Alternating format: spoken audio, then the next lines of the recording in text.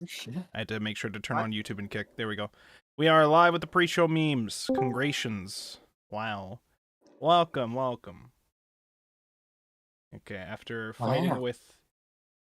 So, for those of you listening and are not in the Discord text chat to see what just happened with me, I was pre-making some of the thumbnails for the future streams with Adobe Photoshop, and then I was like, okay, I'm getting close to the start for tonight, so let me just open up OBS real quick, and then I can change the thumbnail, get the scene ready over there, and just have it up and ready. Whoops. Don't ever do that when you have Photoshop open, because it will tend to crash all of your shit. Because I'm assuming due to the GPU crashing in some weird way, and then it breaks literally everything else in some weird way. I could mostly do things, but I knew there was gonna be weird things that just weren't gonna work in the middle of stream. So I was like, let me just restart my whole fucking computer, to fix whatever issues I know are still gonna weirdly happen, because there was still weird issues still happening, such as when I clicked the button to shut down, it would not shut down. That was my first time that shit was fucked. So I manually held down the shutdown button, and when I turned back on, it immediately said, Windows is gonna do an update now. Sit tight, buddy. And I said, wow, I guess I'll go fuck myself. And then it took a while for that to happen. I got to play an entire Mahjong game from my phone while that process was happening. And now we're back, so yeah. By the way, I lost I got third place in the Mahjong game, by the way. Just wanted to let you know how that one went too, so. I'm not sure. Yeah, you need to, though. Why, you might not give a What's shit. What's the point of even showing your face to us? Okay, how's your Mahjong matches been, huh? I don't play Mahjong. I'm not talking to you, I'm talking to the other person in chat who I know has played Mahjong. None? Well, Coward. let me open up Toho Mahjong. Coward. They're doing a Sword Art Online collab on Mahjong Soul this month, okay? Everybody's gotta hop on. I'm getting my Kirito and Asuna on there, alright? You can't stop me. I wasn't planning to. Good, motherfucker. I'm not sure I would anyway. Oh yeah, Sword Art Online collab. I'm really rushing Hey. to download it. Hey, you specifically, okay, should be mad at yourself, okay? Because you missed out on the Fate collab that they had a while ago. You could be playing as fucking Saber in this shit, I think, okay? But no. But or I could just stick to Reimu, like... I'm just saying, if you had known at the time, you probably would have gotten into Mahjong sooner. Probably. Maybe. I have Reimu. Okay. Did you buy the first Mahjong set that started all this because of it was a Fate set? Listen, that's different. Oh, it's different. Okay. Is it? All right. I'm just saying. I'm just saying. I actually have to support Ari on this one. It is different. It is. Do you have any proof for this? You have any evidence? You actually own 2 Mahjong sets now. Yeah, no, actually I have a permit. Yeah, you had to get a second one because the Fate one you didn't want to show people. No, it's 2 different. So I have a Japanese one and I have an American one. Oh, okay. Oh, wonderful. Because, because I bought the Japanese one and then my grandma found the American one. Have you guys been playing with the American Mahjong rule? I don't know anything about the American Mahjong Not rules, yet. but I hear the rule sets for that are weird and changed every year. Yeah. Yeah, Michi, does that mean you get to shoot somebody? Rules? So I got the Mahjong sets to begin with because there are people in my neighborhood that do play Mahjong, but they play American Mahjong, so my Fate set isn't very helpful for it, but I've used it a couple times. But the American rules, I still haven't really learned because they're very interesting. There's jokers in there. What the fuck? Yeah. Joker is you for playing. You know, a joker, a smoker, a midnight toker. Base.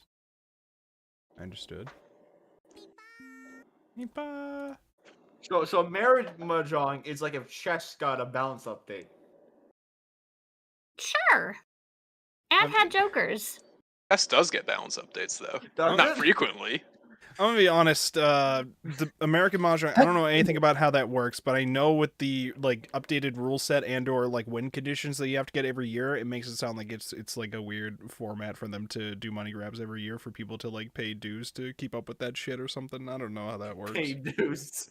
Well, because like I'm just thinking of stuff like Magic the Gathering, where they're like, if you want to play ranked, you have to use sets from like the past year or so. So if you have any cards older than that weren't reprinted these sets, those cards don't mean shit. And it's like, okay, well, all right. I mean, that depends heavily on what format you're playing, but I mean, yeah, of course. you can just choose to play one of the eternal formats. But it sounded like the main standard ranked format of Magic was that. That's how it always seemed like to me. But again, I don't go here, so I could be wrong. The main format for Magic is Commander, and I will not be convinced otherwise. Based. You know, Yu-Gi-Oh! Is just a complete clown show. Here's like 100 banned cards. Okay, go have fun, What? kid. I mean, Yu-Gi-Oh! At least, like, 100 banned cards, that's not too much compared to the global scale of how many fucking cards are there in Yu-Gi-Oh! With Magic, I there's think probably like a fuck ton of 11,000. cards you can't use in, like, the standard format.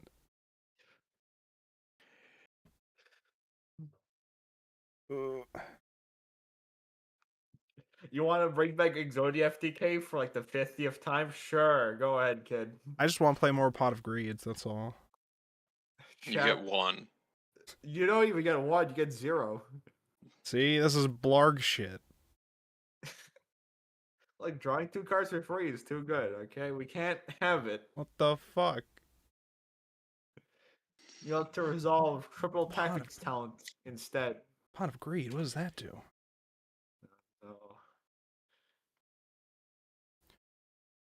Okay, did we hear at all about whether or not Andy's gonna be here this week? I know Andy wasn't here last week, and I didn't hear anything this week, so... They're mentioning to me that they're a little tired, so they may, who knows? Maybe not. I'm just saying, if we didn't hear anything, then we're not necessarily gonna wait on Andy specifically. Andy might show up later if Andy has done the reading. Oh yeah, also let me update the status. Book Club, Higurashi, Meyakashi Hen, Vols 3 and 4. There you go. Boom!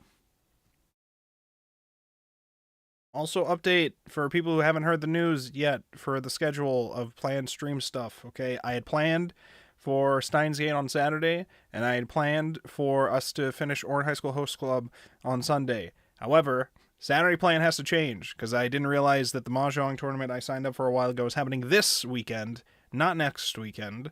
So I have to be streaming...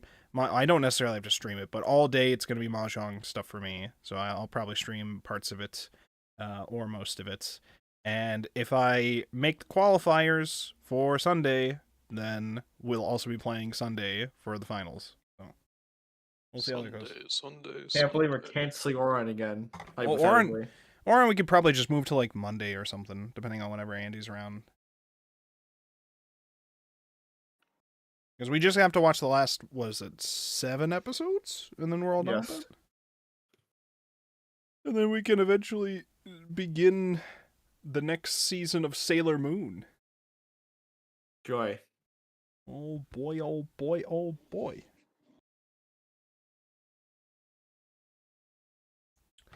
Okay, I had to make sure a couple things were correct. One, I checked the description of the last VOD, and I realized I didn't update the artist's name, because it keeps changing. So I updated that, fixed it for this one. I also realized in my past tweet from the Beyond Midnight arc, I didn't actually write Beyond Midnight arc on the tweet. I made sure the one following that, the one we did last week, was correct with the update for that. However, I did not make sure I actually wrote the volume numbers, because we didn't have to write volume numbers up until this arc. So I wrote the volume numbers. God, what do we pay you for? You don't pay me. We pay him? Well, technically, Aztec and DeShadow, are you subbed? No, you're not subbed. So Aztec pays me. So Aztec's the only one who can give me shit. What does Aztec pay you for? Oh yeah, and Thrice. Aztec and Thrice pay me, so they're the only ones who can give me shit, okay? What? The council will decide your fate, chap. Oh boy. Listen, if you want to I give me kind of shit, get jump scared. it's $5 a month the- on Twitch.tv to give me shit, okay? Actually, I don't even know if it's... I think they upped it to like $6 a month or some shit. I don't remember. I don't go here, okay? That's American. That's like 6 billion Canadian. It I costs don't one give people Twitch shit Prime. anymore because That's of true. work. That's true. Twitch Primes also work, so... I get jump scared every time I get the email notification about it charging me, and it's just like, wait, what? Twitch? And then I look at it, it's like, oh right, Yeah, that's me Wolfborg. stealing your the money. only thing I'm subscribed to on Twitch. I'm breaking into your house and stealing $5 from you. And walking Yes. away. Well, that was $6. Oh, true. Gonna bleed me dry very slowly. And then Twitch immediately robs me and takes like half of that, so... Exactly. We all lose. The only winning move is to not play the game at all. True. Okay, we're all here, and I think we should be ready to go. Give me 1 second to double check things, and then we can get started.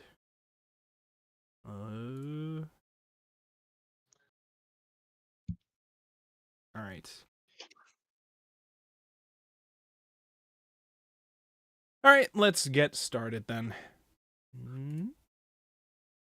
Where's the pre-show button? There it is. Welcome everybody to another exciting week of the Anime Book Club here on YouTube, Twitch, and Kick all at the same time, and eventually Spotify. We're here to continue our discussions about Higurashi, When They Cry, the manga. Currently, we are on the Meakashi Hen arc, the eye-opening arc. I think I said hen arc, but the hen just means arc. Anyways, we're here for the eye-opening arc. Specifically now, we're at the final 2 volumes of it, volumes 3 and 4. So we're done with the eye-opening arc, and we're going to discuss it this week. But before we do that, let's introduce our guests that we have here for this week. As usual, starting in alphabetical order, as I see it on Discord, we have Arimia How Heart. Introduce yourself.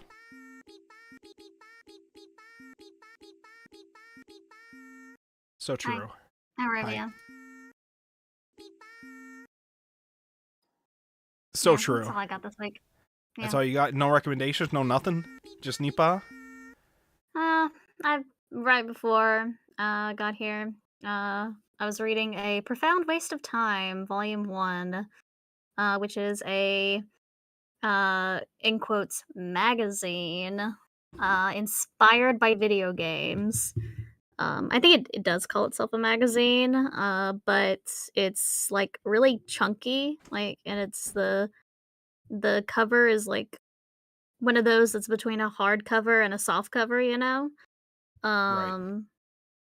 It's funny because most of what I read is a profound waste of time as well. Base. I thought you were calling what you read a profound waste of time. I didn't know that was the actual name. The jokes were spinning in my head. I just didn't think I should verbalize them yet, but... Go Yeah, ahead, that's what Chad. the series is called, because, you know, video games are called a waste of time. But it's nice. I'm not very far into the first one. I'm a little under halfway through it. And there's like 6 volumes out, and I have like 4 of them. But they're just kind of like upscale video game magazines about kind of just mini articles about different video games and the industry and stuff. So yeah, that's what I've been reading. All right. Well, thank you so much for that. Check that out if you're interested in that. And next up, Kenta Tech. Introduce yourself.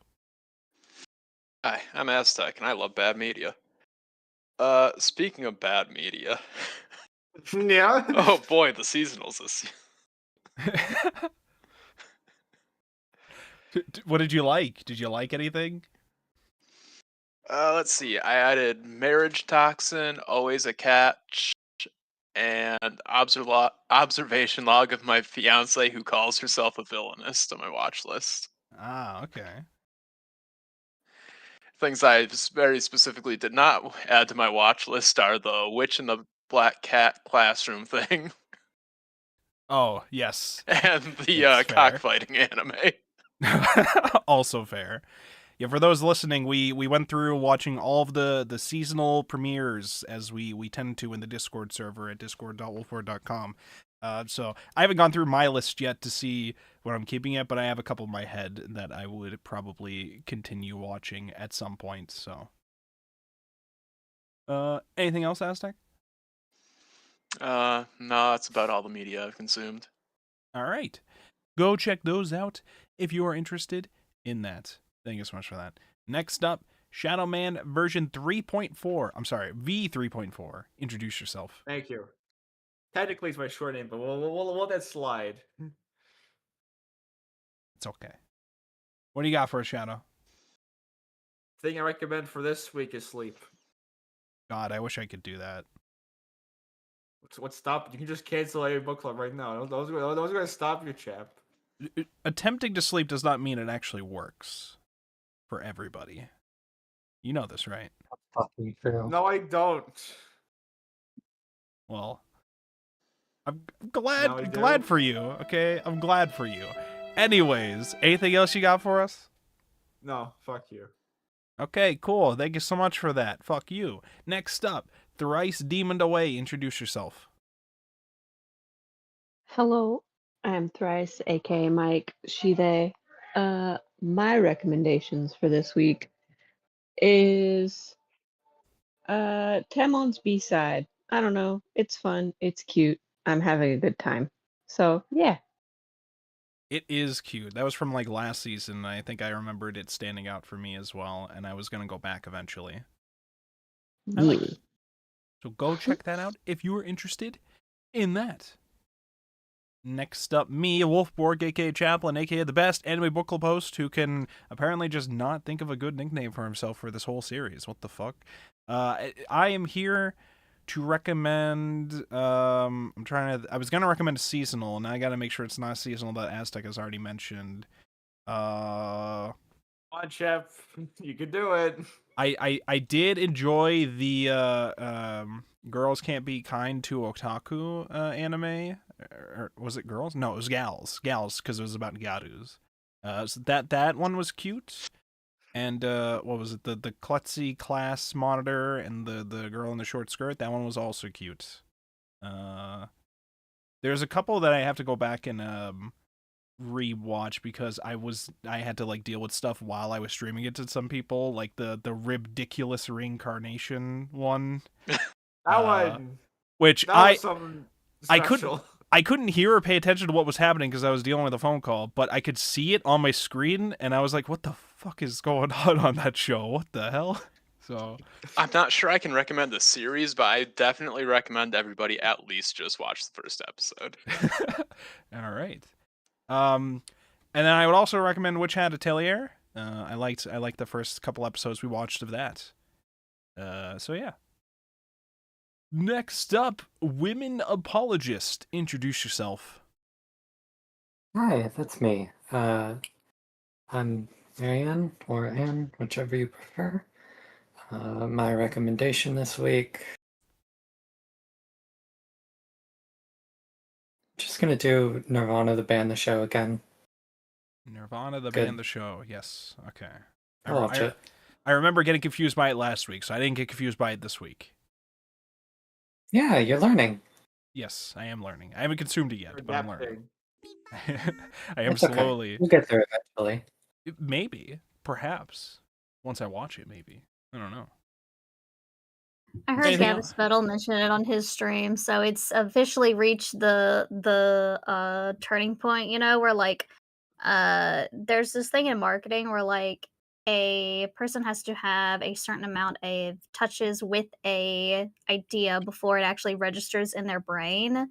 And so it has finally reached that because I heard other people mention it, more than Wait. one. So it passes the battle test. That means we got to check it out. I see. I understand. Hold Not on. the battle test necessarily. It's just he Passes the happened to battle be the test. one to say it. If Bettel mentioned it. I actually don't like it anymore because now it's popular. Oh, true, babe.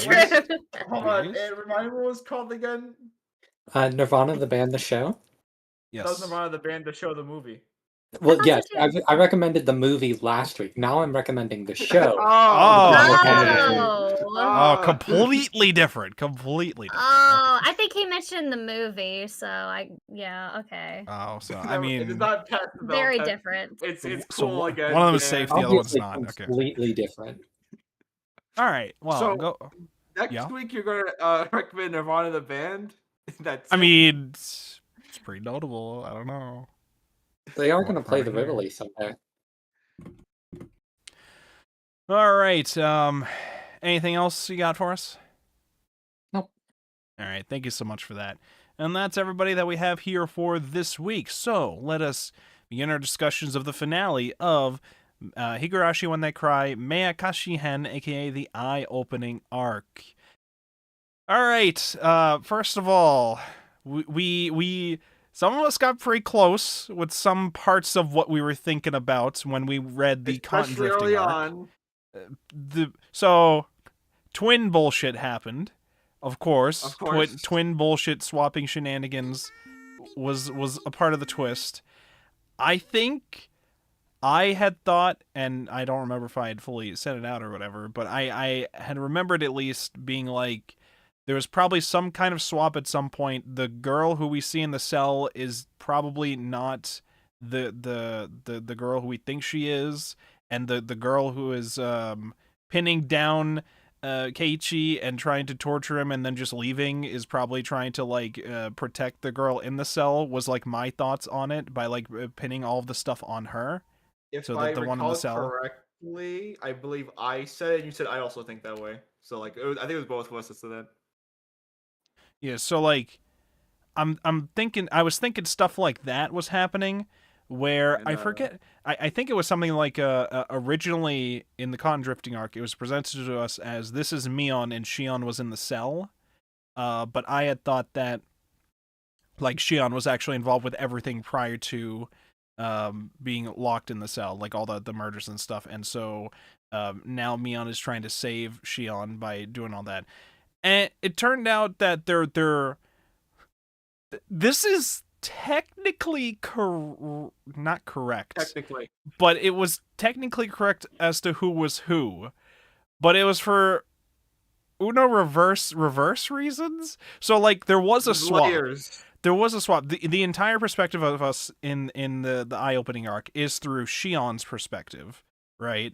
Yes. And it's telling us her side of the story of what happened. And this week's stuff was more so focused on the ending, like curse murders for like the I think it was the 5th year of the Oyashiro-sama curse, and the related murders involved with that. And Shion is someone who, because she's Shion and not Mion, is not allowed to know the inner workings, or wasn't prior, like able to know the inner workings of the Sonozaki family, like meetings and how much control they have regarding that kind of stuff. And That inner workings being well, the inner workings being like the meetings that they have, which potentially they are using to coordinate who the next target is going to be for the curse every year. And there's more with that bit too, but the important thing with this is the fact that Shion is not Shion in the end throughout all of this. It was Mion the whole time, but it was Shion. I'm trying to see if I can phrase this right. The Shion that we have followed has technically been Mion since like they were children. They had a swap at some point one day, and that was the day where Mion, the head of the family, because she's the oldest, was going to get the tattoo on the back to distinguish her from the twin, or from the younger one. So because that swap occurred, the Mion that we've always known is technically really Shion, and the Shion we've always known has technically always been Mion. This is very complicated. Now, I will say with that, okay, I understand Ryukishi was trying to do a clever little twist with that. It really does. I'll just say, it really does nothing to me towards the mystery of things, because like this is the person I've always followed the whole time being known as Shion. Literally everybody knows her as Shion except for Mion. Well, who is technically Shion. Like their personalities, like the outfits they wear and their personalities and all that, like those are still unique to each of those girls. Like they could still swap their identities because each of their identities are known as wearing the distinctive clothes and they have distinctive behaviors and such. So it's like telling me that technically the Shion you've always known has actually been Mion. I don't think that adds much, but it does make clear how fucked over and angry Shion would be. And to make this easier, when I refer to Shion, I am referring to the person we've always known as Shion prior to now, and the Mion we've always known prior to now as Mion. I'm not going to be saying which one's actual names are because that's just going to confuse the fuck out of me, at least. I don't know how everybody else feels about that, but so... Get a little confused, are we? Or is he? I know, right? No.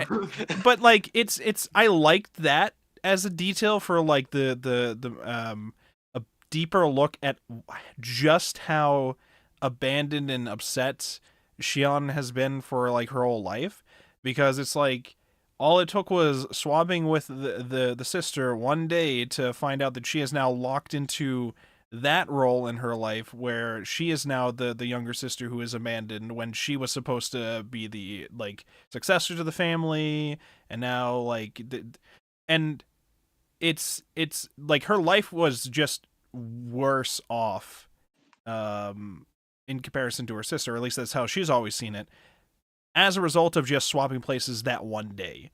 And that's gotta really, really, really fuck with her. And so like I liked that as the motive, like a motivation for a lot of like how she became who she is. I don't really know how much it added for the little twist of the mystery towards the end of it, I guess. Although I don't know how much of that was Ryukishi trying to do some technicality fuckery with the mystery thing or whatever. Yeah, I don't know. How did we feel about that swapping, I guess, revealed thing, if people had thoughts about that? I think Aztec had some thoughts about that before we started stream, maybe? I don't remember. What? I didn't remember if you had thoughts about that, or if you had thoughts about something else that we said we were going to wait Oh, until no, I stream was to just talk like, about. hey, we actually kind of called this one, except for all the stuff that we literally just could not know. And what was the stuff that we could not know, meaning like them swapping when they were children? The like pre-swap. Yeah, okay. Because it's like we couldn't really know it. We might be able to suspect it, but even if we did suspect it, it doesn't really like, from our perspective up until now, I guess it didn't really change too much. But now with this arc showing us more so just how fucked Shion's life was as a result of being the youngest, I guess it makes more sense to have considered it. But yeah, the whole cotton drifting arc made it sound like, I remember it too. The framing of it was supposed to be that Mion did all of this because she went crazy when Keiichi did not give the bear to her and instead gave the bear to, was it a bear? I think it was a bear. Gave some prize to The bear was what Satoshi was trying to get for Satoko. So what was it was just like a doll. Oh, it was just like a doll. Okay, really yes. little porcelain doll. Right, yeah. And Keiichi gave the doll to Reina because he was just like, Mion's too this isn't Mion's thing. Mion doesn't really count. He's an old man. Yeah, Mion's an He old doesn't look man. that. So, we'll give this to Reina. And Mion probably did feel sad about that. But it was framed in part there to be like, this is a driving motivation towards her being upset and snapping and killing several people or whatever. But in reality, all of that shit was pretty much Shion. Now, Shion doing that, though, she kind of goes crazy. We had the same scenes again where they all go into the Saiguden together again.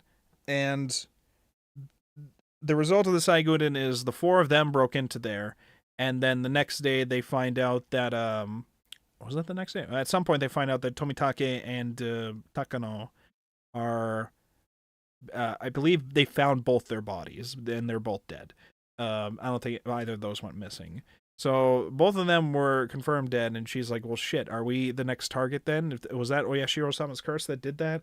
And this week was focusing on re-explaining how there's a theory that the curse is actually just a coordinated attack by people of the town, potentially chosen by the Sonozaki family, and now she gets the opportunity to pretend to be Mion at times to try to investigate that more directly by pretending to be the head of the family. I will say, if the goal of the tattoo, this was a thought I had in my head, and I don't know if anybody had this thought either. If the goal of the tattoo was to definitively distinguish who the successor was, especially because there were twins, why did we hide it on their back where you will never see it most of the time? Because that wasn't the goal of the tattoo. Like, if it was a single person, they would have still gotten the tattoo. Okay, what was the goal of the tattoo? The tattoo is just a symbol of... It's just a symbol of being the head of the family. Yeah, like, I'm sure Grandma had a tattoo too, you know? Well, yeah. So I understand them having the tattoo. I just feel like if you're gonna apply the tattoo and you know there are twins, you should probably put it in a place that's gonna be more obvious to, like, see it? To, like, know that this is who you're talking to? I don't know. I was thinking they should have done it a lot. This is feeling a bit into, like, speculation, I guess, because we don't get a specific thing on this, I don't think, but it's also very possible that, like, this being a traditional thing, getting it on the back is the traditional spot to get the tattoo in the first place. I guess that would make sense, yeah. I think they also just didn't care which twin was getting it, as long as one of them was, like, yeah, I mean, that's appointed. The other thing. Okay. I guess, not to take over the conversation, but speaking feel free. on the twin thing for a second, I think it's very reflective of what Ryukishi is doing with how malleable truth as a concept is.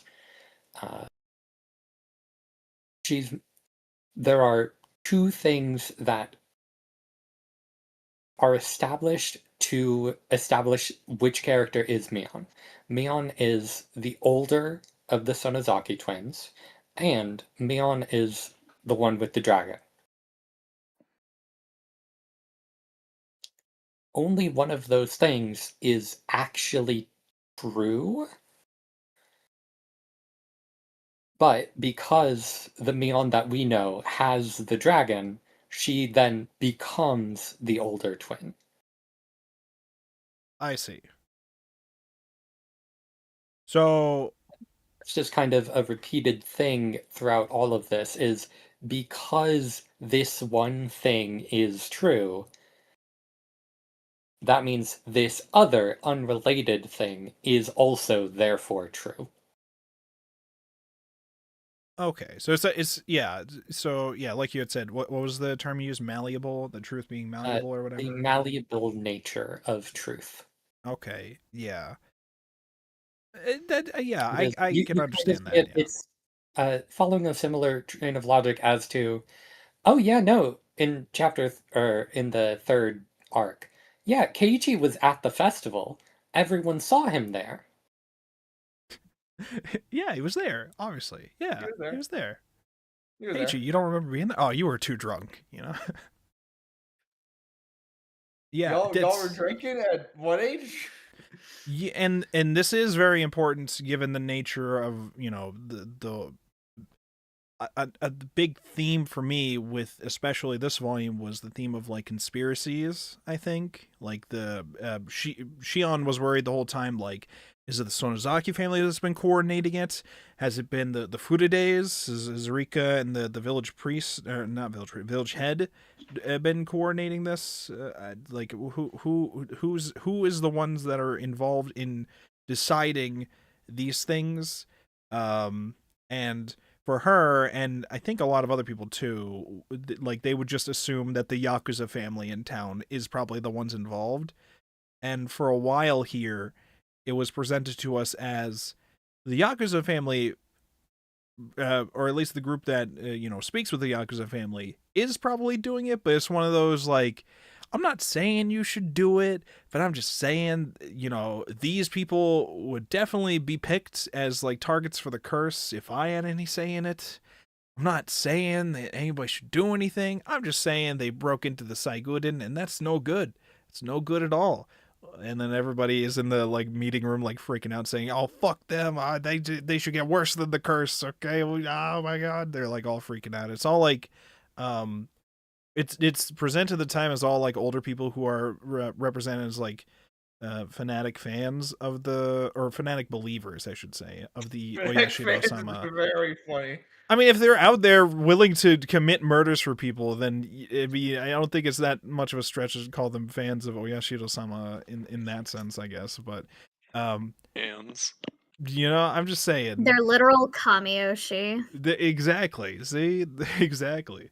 So, but then even that, it, like, is revealed to us later to probably not be what's happening as well.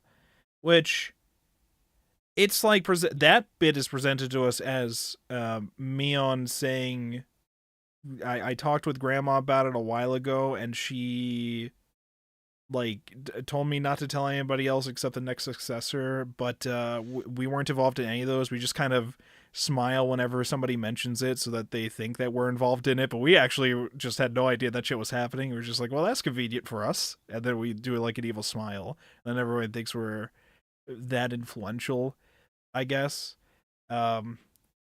Which, again goes into like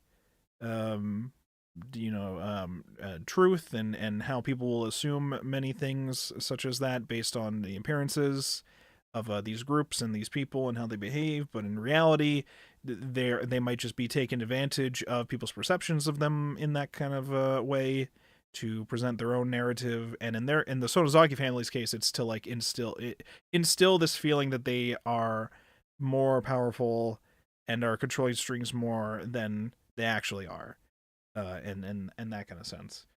Which also made me think that, I'm sorry, you go? Were you gonna say something? Personally, I just believe that it's a big scheme by a big toy company in order to upcharge their teddy bears. I'm still thinking about the teddy bear. It's like, what, $1,000? Well, Yeah. and we had a discussion about it. $1,000 in the 80s. In the 80s, and we had a discussion about it at some point in this volume this week. I think it was something like debating whether or not he bought it, and I was thinking in my head, like, they were trying to be like, okay, so Satoshi would have been saving the money for that bear. However, if somebody else bought the bear first, then what else is he going to do with the money? He would have to run away, right? That's obviously another possibility of what happened. Would do. But I was just thinking to myself, like, okay, but he reserved it, and they stopped everything to like show us a scene where he reserved it too. I don't know what the rules are when you reserve something in the 80s. Grandpa, he forgot about the. Well, Yeah, Grandpa had dementia. That was the key point there. I feel, but if you're like reserving something, don't you like attach a thing to the item or like have a log of something about it being reserved? I don't know. I don't know how things happen in the 80s. Okay, we have accountants. You gotta know who reserved it. Like, you would think they would remove it from the display at that point. Yeah, true. But- Tangential point. Is layaway still a thing? I don't no. I don't you mean like today? Like I know Yeah. Maybe well at Walmart. I know you can pay for things in installments like online.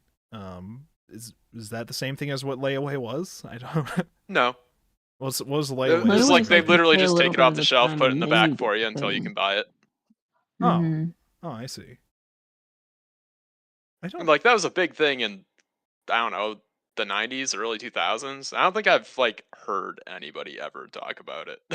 Yeah, I don't It was know. still a thing as of a couple years ago, at least, because I feel like they advertise it at like Walmart during Christmas time. It's like, hey, get your gifts on layaway. Okay. Or at least they used to. I haven't really noticed the last couple of years, but it was definitely a thing a couple years ago. Anyway, that was super off topic. This all would have been solved if Satoshi just put the $1,000 bear through like Klarna installment plans or whatever. Like this all would have been solved easily. Duh. Do you We're not. think this If village only knows he about had access Klarna to installment PayPal. plans? We are not supposed to buy Klarna, by the way. Fuck Klarna. Anyways, what Where's else? Klarna? Wait, what? What? I don't know what you just said. Anyways, We asked what Klarna was. it's one of those bullshit like you payment borrow money processor. to pay for things in like installments Buy or now, pay whatever, and later. people do use it for like dumb things, and it's bad. It's not good. Anyways, what else we got? The bear stuff.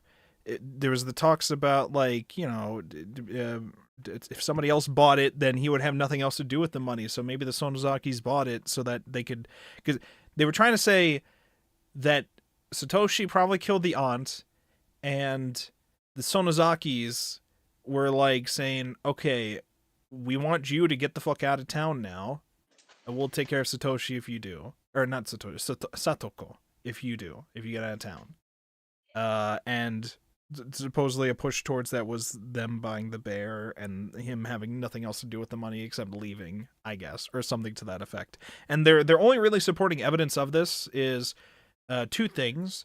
One being they sort of think they might have seen him in like Tokyo or Kyoto or something, and then the other one being a person at some point showed up. I think they said like a drug addict person showed up at some point and said that he did the murders before he ate a spoon and killed himself in a cell. Like these are the only two facts that they have about that. And that last bit is just so like this is a scapegoat, right? Like what is this? We never even see the guy. We don't even know what he looks like or whatever. Like, Look, some people are born with a silver spoon in their mouth, and some people die with one. And that's like a way to do it Some too. people swallow one in prison. What the fuck? But yeah, and there it's also revealed to us later on. It's like, okay, well, the Sonozakis might have influence to like get someone to do that, even though they had nothing to do with it, because they could like blackmail them or like kidnap one of their loved ones and threaten their life or something like that. Like they have the influence to do that.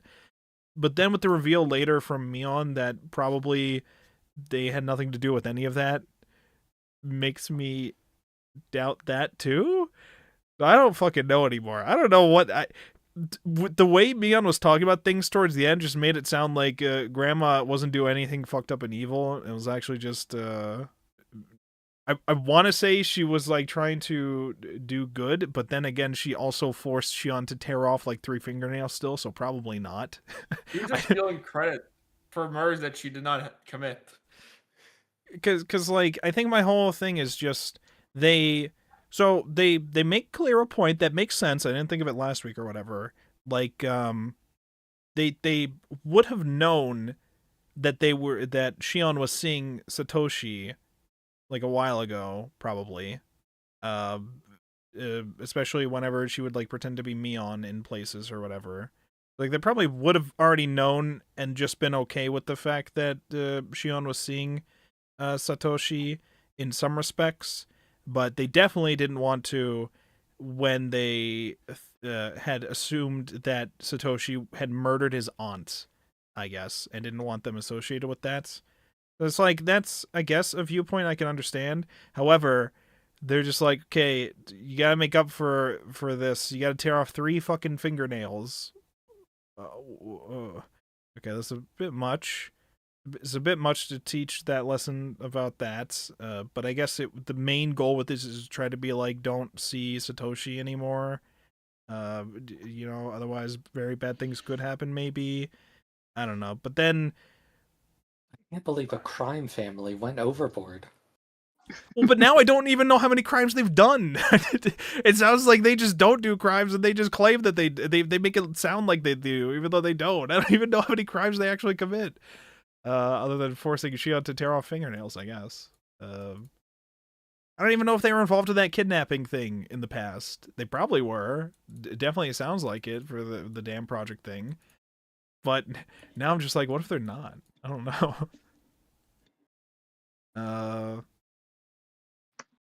Ruben in the Twitch chat, reputation does mean a lot to this messed up family. Yes, it's a big thing because we see it a lot with Mion having to act like the next head of the family. Even though she cares about Shion, Mion still has to be like, you gotta tear off the fingernails. You gotta be was it restitution or was it yeah? You have to fix this. You have to resolve your sins by tearing off the fingernails here. But like she wouldn't really want that to happen to Shion, I would assume. She just is being forced to do this because she's in front of like her grandmother and like everybody else there. And she even apparently felt bad about that to the point where she tore off her own fingernails later too to account for it, I guess. So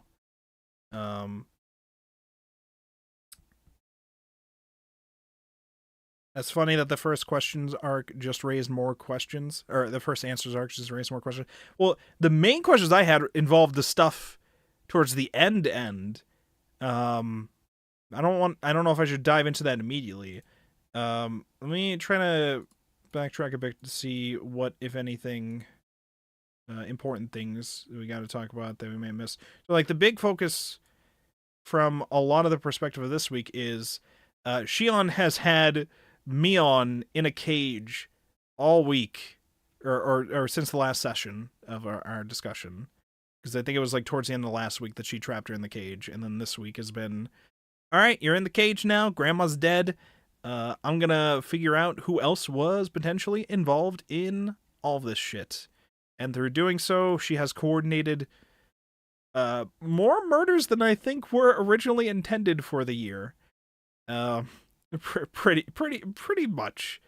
It sounded like the 2 murders for the year done, the 2 deaths of the year done. Okay, because obviously, you know, we don't know who did it. Maybe it was an accident. Tomitake supposedly looks like he killed himself, according to the police report at the end. At least a couple of those were manslaughter. I would assume, yes. The ones that were shown this week is mostly of what happened between what happened to cause Rika and Satoko to also die this week, and who else died? Oh yeah, the village head. The village head also died. I think in the first arc we read, they had all disappeared. We didn't find their bodies, I don't think. But here they are very dead. Very graphically dead too. Shion was torturing the fuck out of them. There was one panel where she's like coming home and she's like, all right, how's everybody doing? Everyone's still alive? And like the village head is like, I think I couldn't tell if he was dead at that point, but he was very much, I believe he was like, dead at that point. It definitely looked like he was like being hanged or hung or whatever. It looked like he was being hanged, but it like looked like his feet were barely off the ground, so I couldn't tell. And then Satoko's on like a cross type device, and Mion is still in the cage. She's just like, everybody, how's everybody doing? Everyone's still alive? Yeah. And this is all after she had gotten into a fight with Rika, which, to be fair, with how it's presented here at least, Rika tried to kill Shion. Shion didn't attempt to kill Rika until that happened.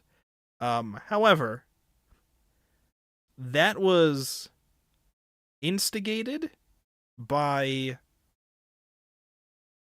She's been pretending to be Mion since he trapped Mion in the cage, and she's trying to do it to try to uncover who was actually responsible for the murders, and specifically who was involved with Satoshi's murder or disappearance, because she's still uncertain or whatever.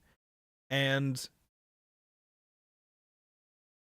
the problem, I think, for me is she goes to Rika and says, like, she's pretending to be Mion, saying, you better take care of the last one who's left, Keiichi. Okay, the Furude family better take care of him, or else. And then she, like, turns around, to walk away, and her inner monologue is, there we go. Now if she takes the bait, I'll know it was her who did it.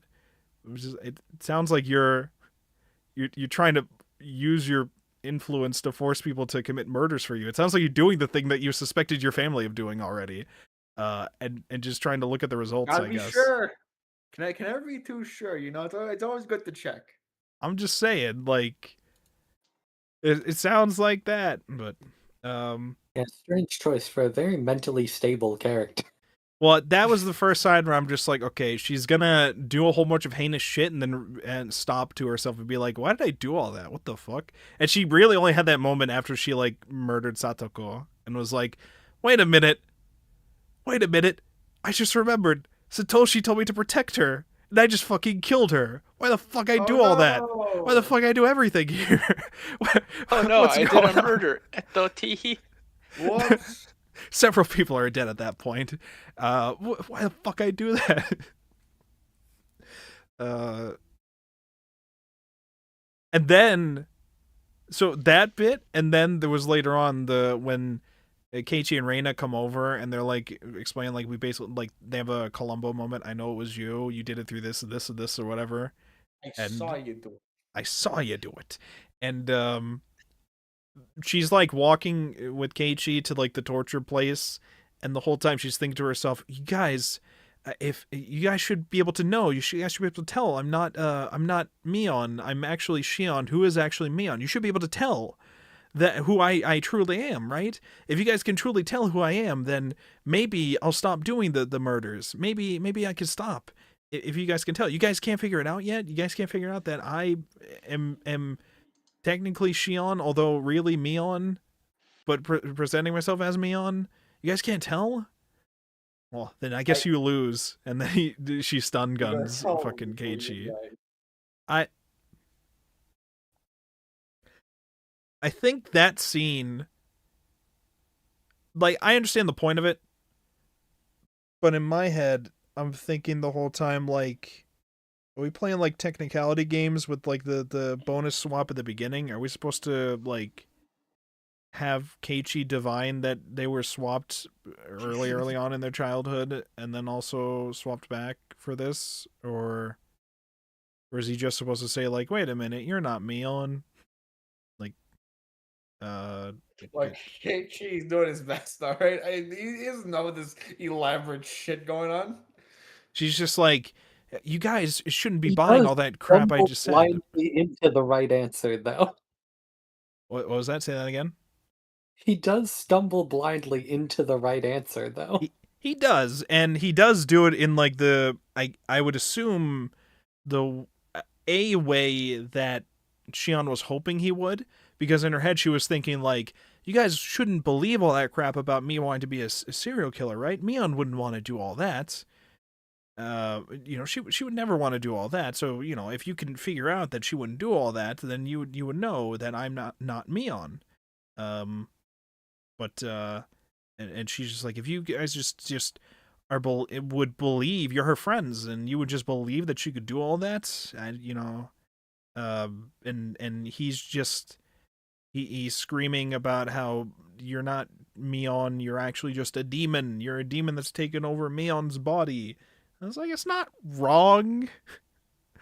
Technically, it's correct. It's not wrong in several ways. One, it's not wrong because obviously this is not Mion. Well, technically it is, but we're not. Again, it's not Layers. the layers. Okay, it's not Mion, so that's one reason. The other reason is this is not how even Shion was acting prior to like the Satoshi stuff last year or whatever. This is not how, as far as I'm aware, this is not how Shion acted then too. So, maybe she got put in the boarding school because she was just a nutcase from the start. I don't know what her life was like they prior knew to that right stuff. from the start. Okay, this one, she's gonna fucking murder some people. We gotta keep her contained somewhere. Yeah, it was the 80s. A lobotomy was an option. They were being kind. Funny you say that. Why is it so funny, Ann? Don't worry about it. I had a high school teacher who used to say, I'd rather have a bottle in front of me than a frontal lobotomy. And he said it was a reference to something, and I don't know what it was a reference to. Well, we can learn, Chef. We can educate ourselves. With lobotomies? No. Or bottles in front of Yeah, us, so we I'll drink it? start. The song? Okay. So lobotomies aside, let's I think talk they're about. usually in the front, actually. All right, motherfucker, listen. Let's talk about some of the gruesome stuff this week. This was, I think, the most fucking gruesome the deaths have been so far here. I think prior to this, the most gruesome we were really getting, if I recall correctly, was the nail scene in the cotton drifting arc, and then I think the curse killing arc when Keiichi was killing the uncle. I don't even remember how the Keiichi killing the uncle scene looked. I don't even remember that one too much. I just remember the cotton drifting arc scene in the torture chamber room as like the other gruesome one. Here, there's a lot of gruesome shit, and it was there for a long time. Rika, the Rika fucking Shion battle that ended in Rika getting hit with the syringe and then stabbing herself in the throat and then doing like a ceremonial dance as she's bleeding out everywhere. And Not then just ripping her stabbing throat herself open. in the neck. Say that again? Clawing out her own throat too. Oh, yes. Uh-huh. Yes. Such as, it was believed that Tomitake did when the drug was injected into him. And this was a drug that, or this was a syringe, a drug in the syringe that Rika had brought to Shion's house with the intention of stabbing Shion with it. Well, in her mind it was Mion, but I think in her mind it was Mion. I'm pretty sure at the time in her mind it was Mion. Yes. So she was trying to inject this into Mion to apply that effect to Mion. The killer. Although in my head I was wondering, like, is that actually what it does, or is she making it look like that's what it does, and this is another Ryukishi trick? Onto your tricks, Ryukishi. Because we could always just be assuming the drug makes you want to do that, or they just happen to do that at the scenes, and that's not actually what the drug does. I don't. Yeah, that whole scene, I was like, that one's fucked. The Satoko torture scene, mega fucked. She's like cutting away at each of her different arms. One to fuck with Satoko, but two to make Mion in the cage suffer. Because essentially at this point in the story, Shion just wants to torture the fuck out of Mion by killing a whole bunch of people around her and making her watch. Grandma's dead. That one was technically by accident, but still, fuck Grandma. Throw her down the well. You got Satoko here. Killed the village head. Why not? And then Satoko's bleeding out or whatever. But the Satoko scene, like, that was fucked up. But also, we got a lot of emotional Satoko, Satoshi kind of exchanges going on there, where it's a lot of Shion blaming Satoko, like she was last week, for Satoshi having to go through everything Satoshi has and having to disappear, all because Satoko could not stop crying and was abused and acting like, how dare you be abused and have to cling to your brother all the time to save you. And every time I think about that, I have to step back and be like, Shion, what's wrong with you? I know you like this boy, but like, I don't think Satoko wanted any of that to happen either. I don't know. But Satoko here in that scene is just like, I don't want to call out or cry for my big brother to come here anymore, because then he'll have to come to this place in this room specifically where you're being a crazy dangerous motherfucker. So I'm not gonna do that anymore. Fuck that shit, and then dies. But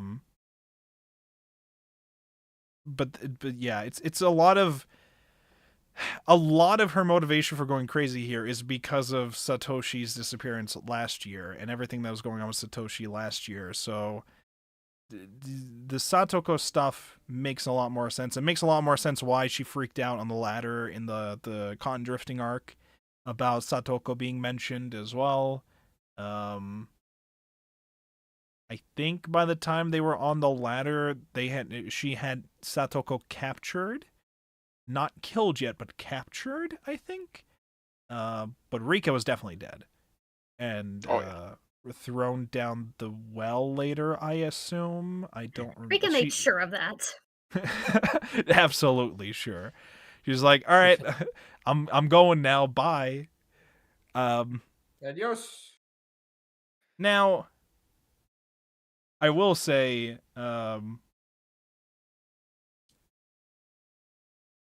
so I don't know how much of this thought that was in my head I should say, or if I should wait or whatever. Go on, Jeff, to say it. Go Don't for be it. coward. Why wait? Well, I'd wait because it might be potential spoilers based on a thing that I technically know, thanks to Higurashi Go's first episode ending. So I'd probably wait to say the thought in my head. But we'll just say the Rika scene in my head at first made me think that she was planning more than what she than just saying "fuck you, I'm gonna kill myself so you can't kill me." It seemed like there was more planned with that. I'll just leave it at that for now, I suppose. I don't even know if the thing I mean, that she I did think have a is... syringe.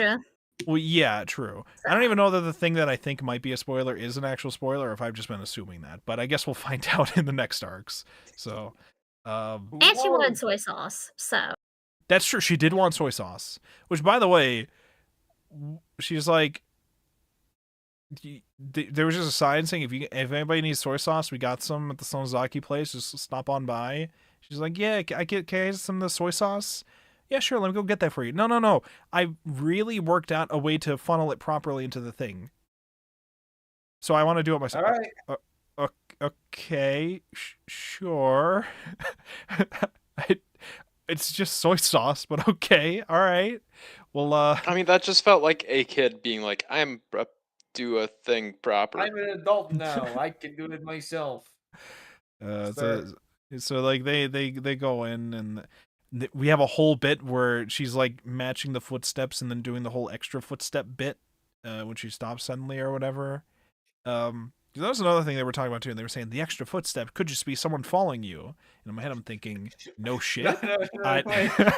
Hold on, I got an answer for you, okay? It's Rika. She's just too small for any of them to see. Yeah, that's also possible. It'd be like honey can shrink at will, maybe. Yeah, exactly. But she's just like, what? That sound, that extra footstep people hear, it could just be someone's been following people and listening in. But why would they be following people like Rana? Rana wasn't a target this year. I'm just like, maybe Rana was a planned target, and then the target changed. I don't know. Because the four goofs went inside their forbidden place. Yeah, Good job. I'm supposed to do that. That's fucked up. And evil. Oh yeah, the other Rika scene, the Rika scene that kind of started all of this with Rika dying or whatever, was like Mion going to Rika being like, don't you care that like the people Cats are gonna die? Yeah, the cats, it's just cats, the cats will be fine. I think Oyashiro-sama will forgive them as long as they feel sorry about it. She's like, what do you mean? That's not gonna be good enough. They have to do restitution. I don't know what restitution is. I don't care. I don't know what that is, but if they're really, really sorry, I think it'll be okay. I like as well, Shion immediately thinking like, oh yeah, her dad was a fence sitter as well, so I guess it's just in the family. Like, That was be a fucking pussy. He's just a fence sitter, I guess. It's like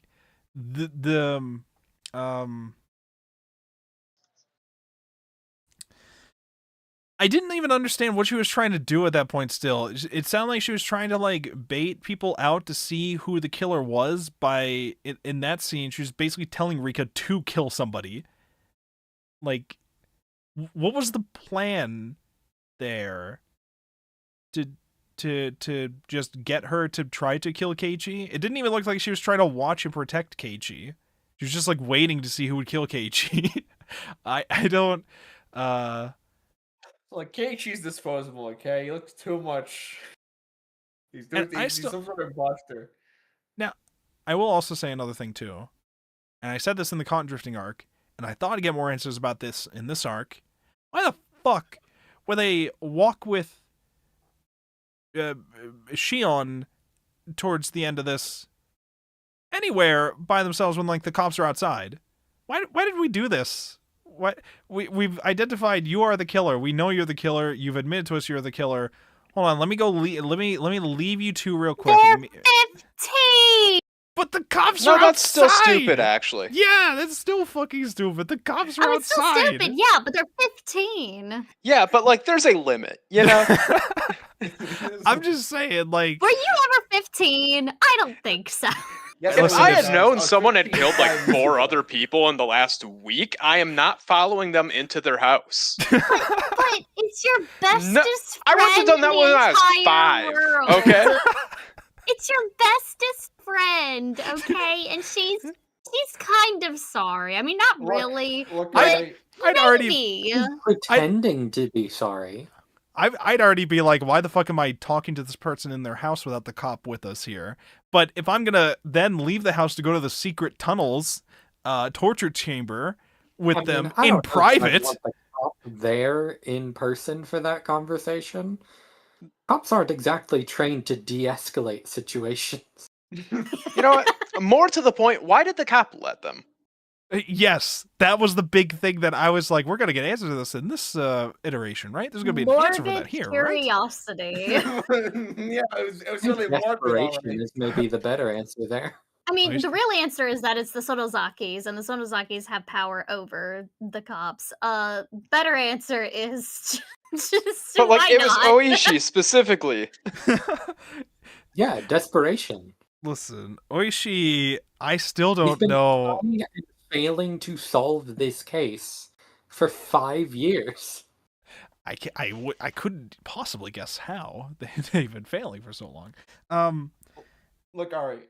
I'll have you know, I was in this exact situation. Was like, I don't know, maybe like 11. Okay, I learned my lesson then. Okay? It's not gonna happen when I'm 15.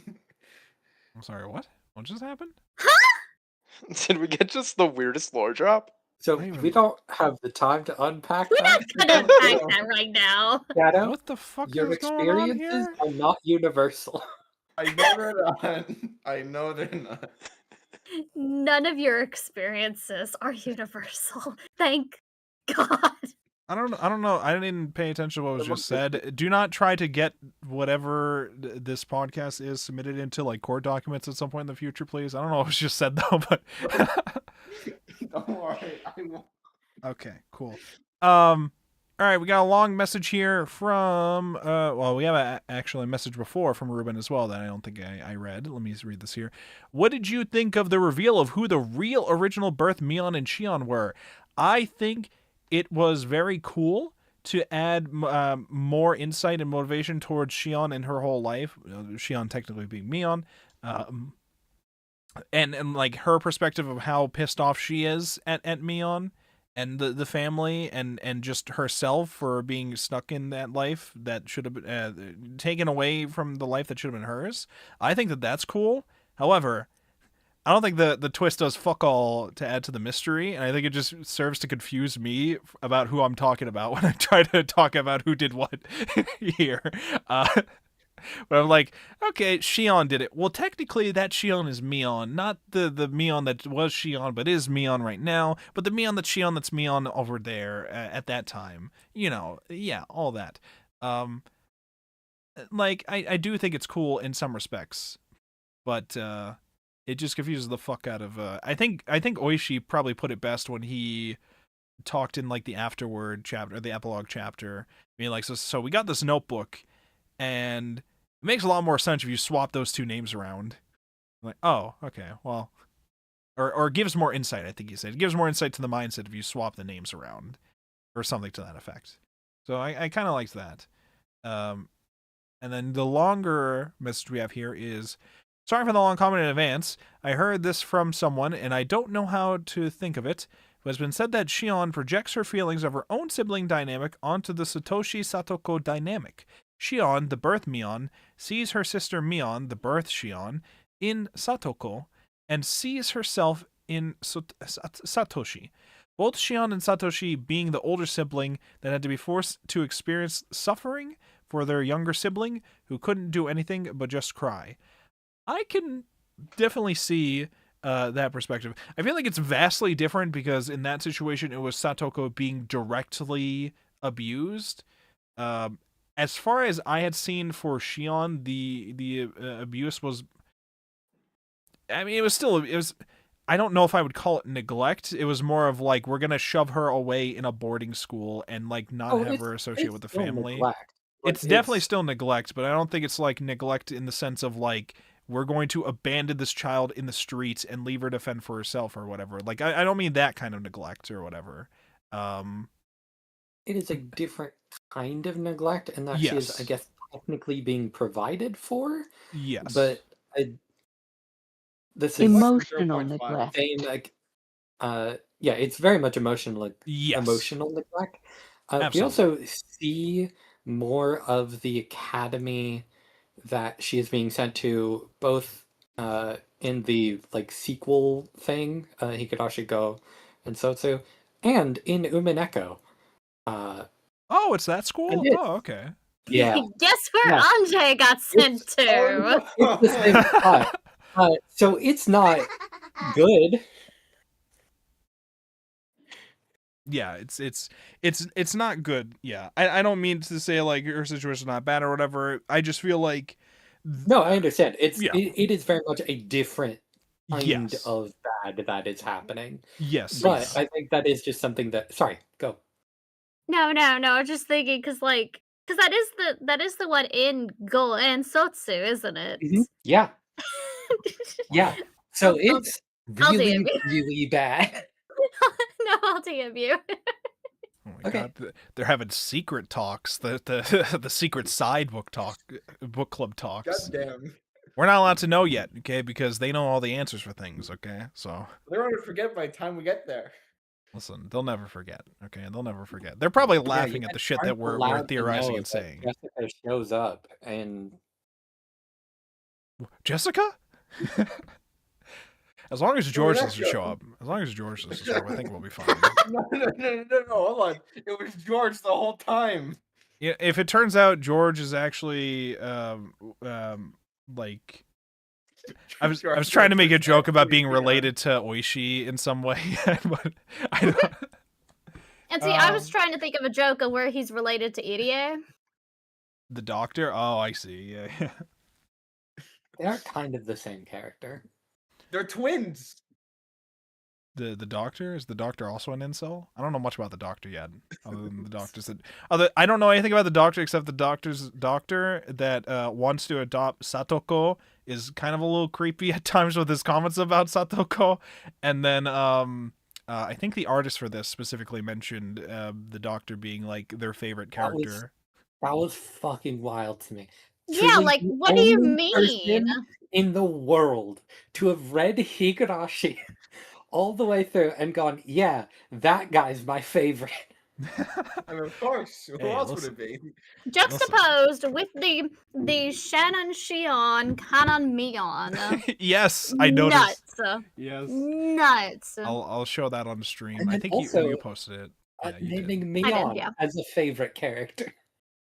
Yeah. Yes. I don't. Oh, and Mion dressed as Canon in this, which could mean nothing. Could be nothing. Could mean nothing. Alright, I'll show these on stream. We have It's one thing like Yoshi's vicious traps. here on stream for those of you with the visual capabilities. We have Canon is it Canon Shion or Canon Mion? I forget. And then I would guess Oh, Mion because yeah. of the hair. They all show Yes, up in the okay. show. and then Shannon Mion. Dear Lord, dude. Shion Listen. and Mion. Listen, Shion is technically Mion anyways. I'm not wrong ever. Get fucked. Anyways. Shut up. There you It's a go. catwalk. You can't There's touch your- it. Right. There you go. There's your characters. Your Umineko reference. We get any other Umineko references yet?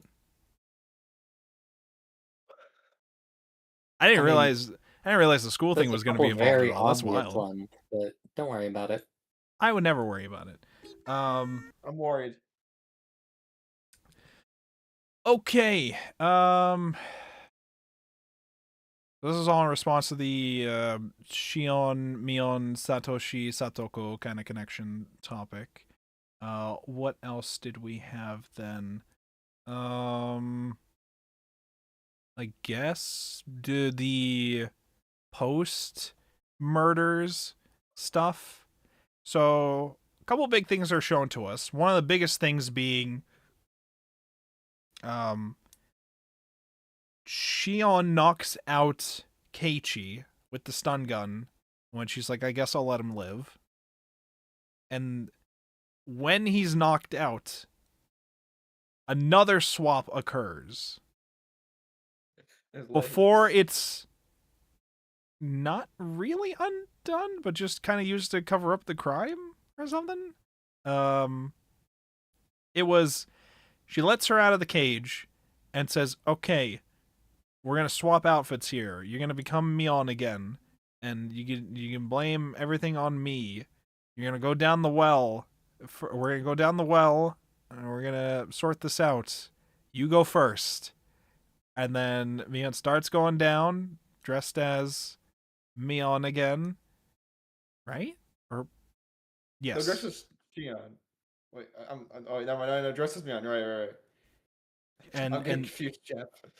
It's all fucked. Listen, she swaps with her again and then stun guns her, or like is about to, and then we have a whole talk with each other where she's just like, well, actually, Grandma wasn't involved in any of that. And at this point, I'm being like, bro, why the fuck did you say this like a week ago? How long have you been in this fucking cage? What do you mean you just left this until now? What the fuck are you doing? She does kind of like, because it's not just, oh yeah, I don't think Grandma did it. It's, oh yeah, I don't think Grandma did it because I did all of this. Like, I did all this investigation, and like I asked her about it, and she gave me all this information and stuff, and I kind of verified some of it and all of that. And it's like, you could have said that a little, just a little earlier before you're literally on the ladder to the endless pit. What's going on doing off-screen investigations? It was a wild moment to be like, you know what, actually, maybe I should finally tell you the truth. After you've killed, like, all of my friends in front of me.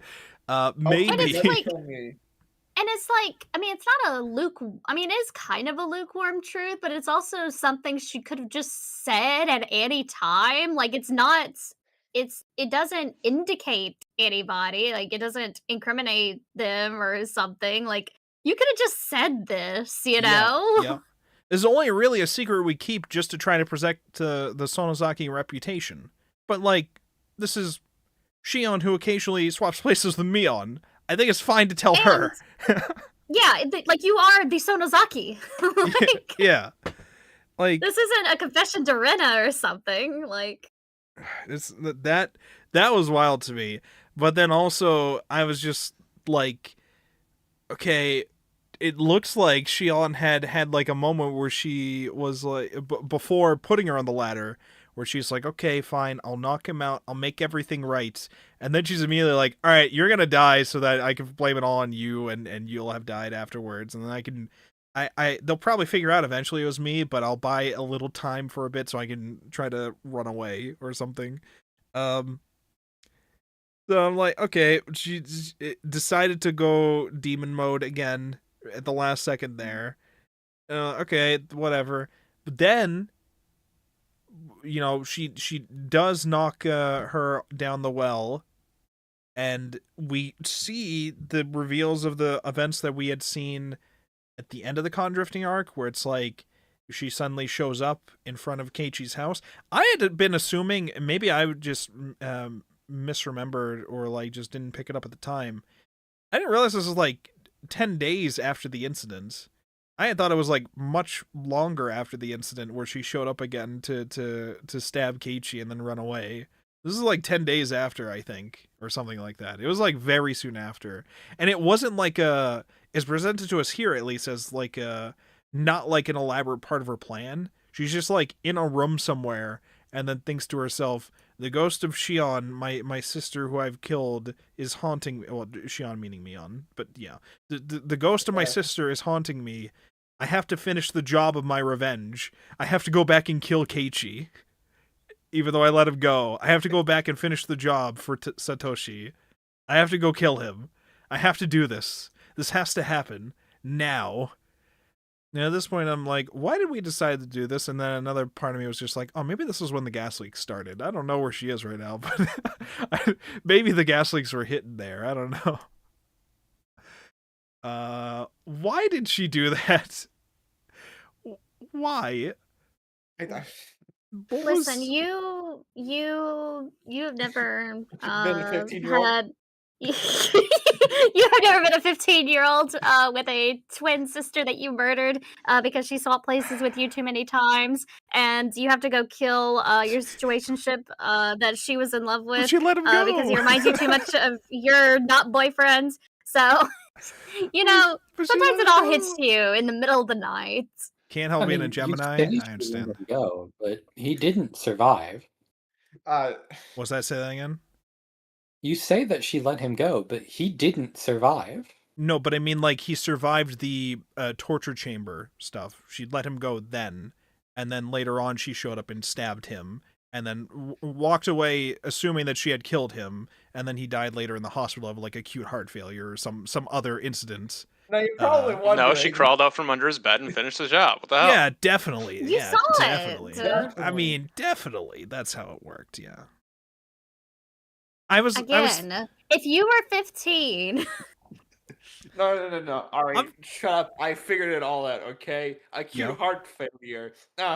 Likely story. I know who it was. Light Yagami. He's at it again. No, we're too soon for that. Too soon for that. This is the next series. We're too soon for Death Note theories. You showed up earlier. No, we're not there yet. It's funny that you mentioned that because it just wouldn't work on like 4 of the characters. That is true. Listen. Rain is using a fake name. The twins are. I mean, I guess it might work on the twins. He knows their face because it's the same face. The rules of the Death Note. How would that work? Like, if you think you're killing the. Okay, alright, so I we'll need to get understand there's like 50 pages of Death Note rules. Okay, And again. sort the Higurashi cast by who could catch Kira. And who could understand the Death Note? Well, we'll get into that more when we read Death Note, but the basics of the rules of the Death Note is that like the true name is attached to the soul of the person. You have to imagine the face and the name of the person, but imagining the face is imagining the soul of the person in the concept of Death Note, I imagine. So you would be attaching the true name to who you are imagining for the soul. Or something like that. That's my understanding of that. We don't have to get too much into Death Note theories and applying them to Higurashi yet, though. But come on, Jeff. It'll be fun. Listen, mister, I've read 52 pages of fucking rules for Death Note or whatever. Why are you reading so many things of Death Note because rules? I added jokes up, and then you ruined them. It's like, no, well, because then you're getting into Death Note spoilers, okay? We can't have that yet. Some of those rules are important towards the plot. One of them's important. The rest are unimportant. No, there's interesting things that we're gonna be talking about when we read Death Note, so I think it's important to leave those. Anyways.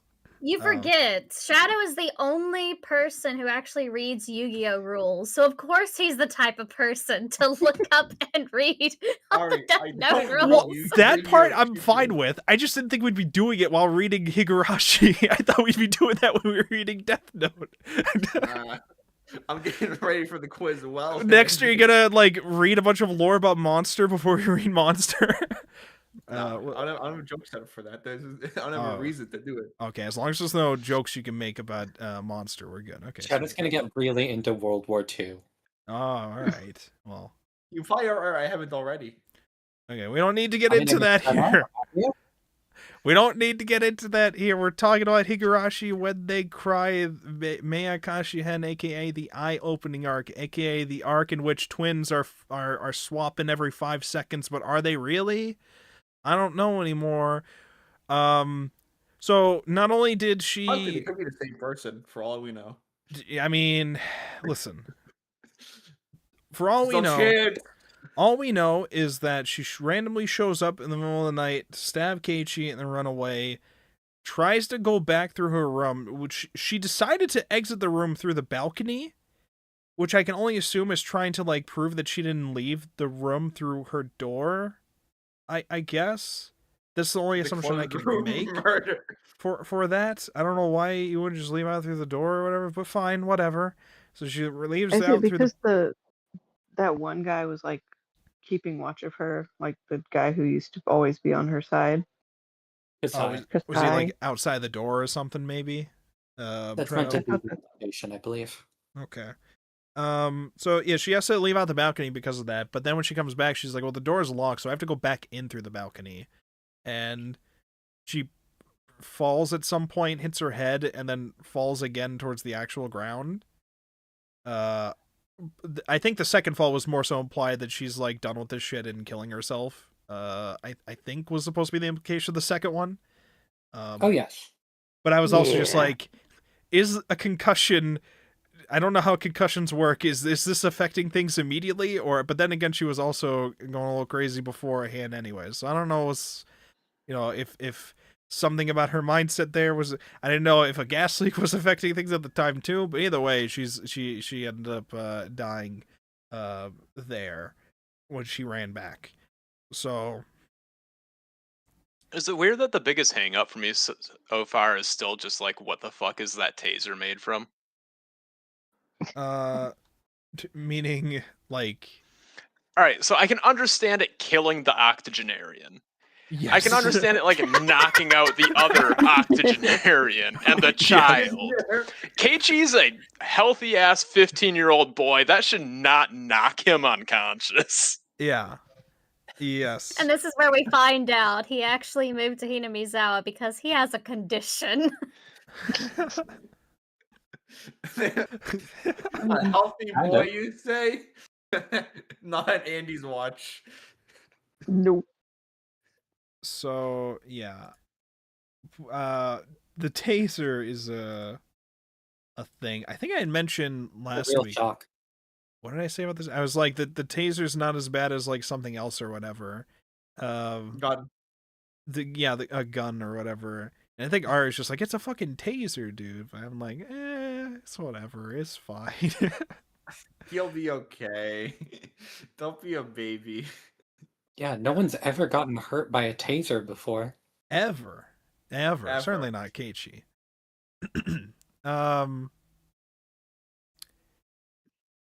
Sorry, I think we have more messages from Ruben in Twitch chat. I always wonder why Reina seems to be the poster child of Higurashi. Reina seems to always be front and center in the anime posters.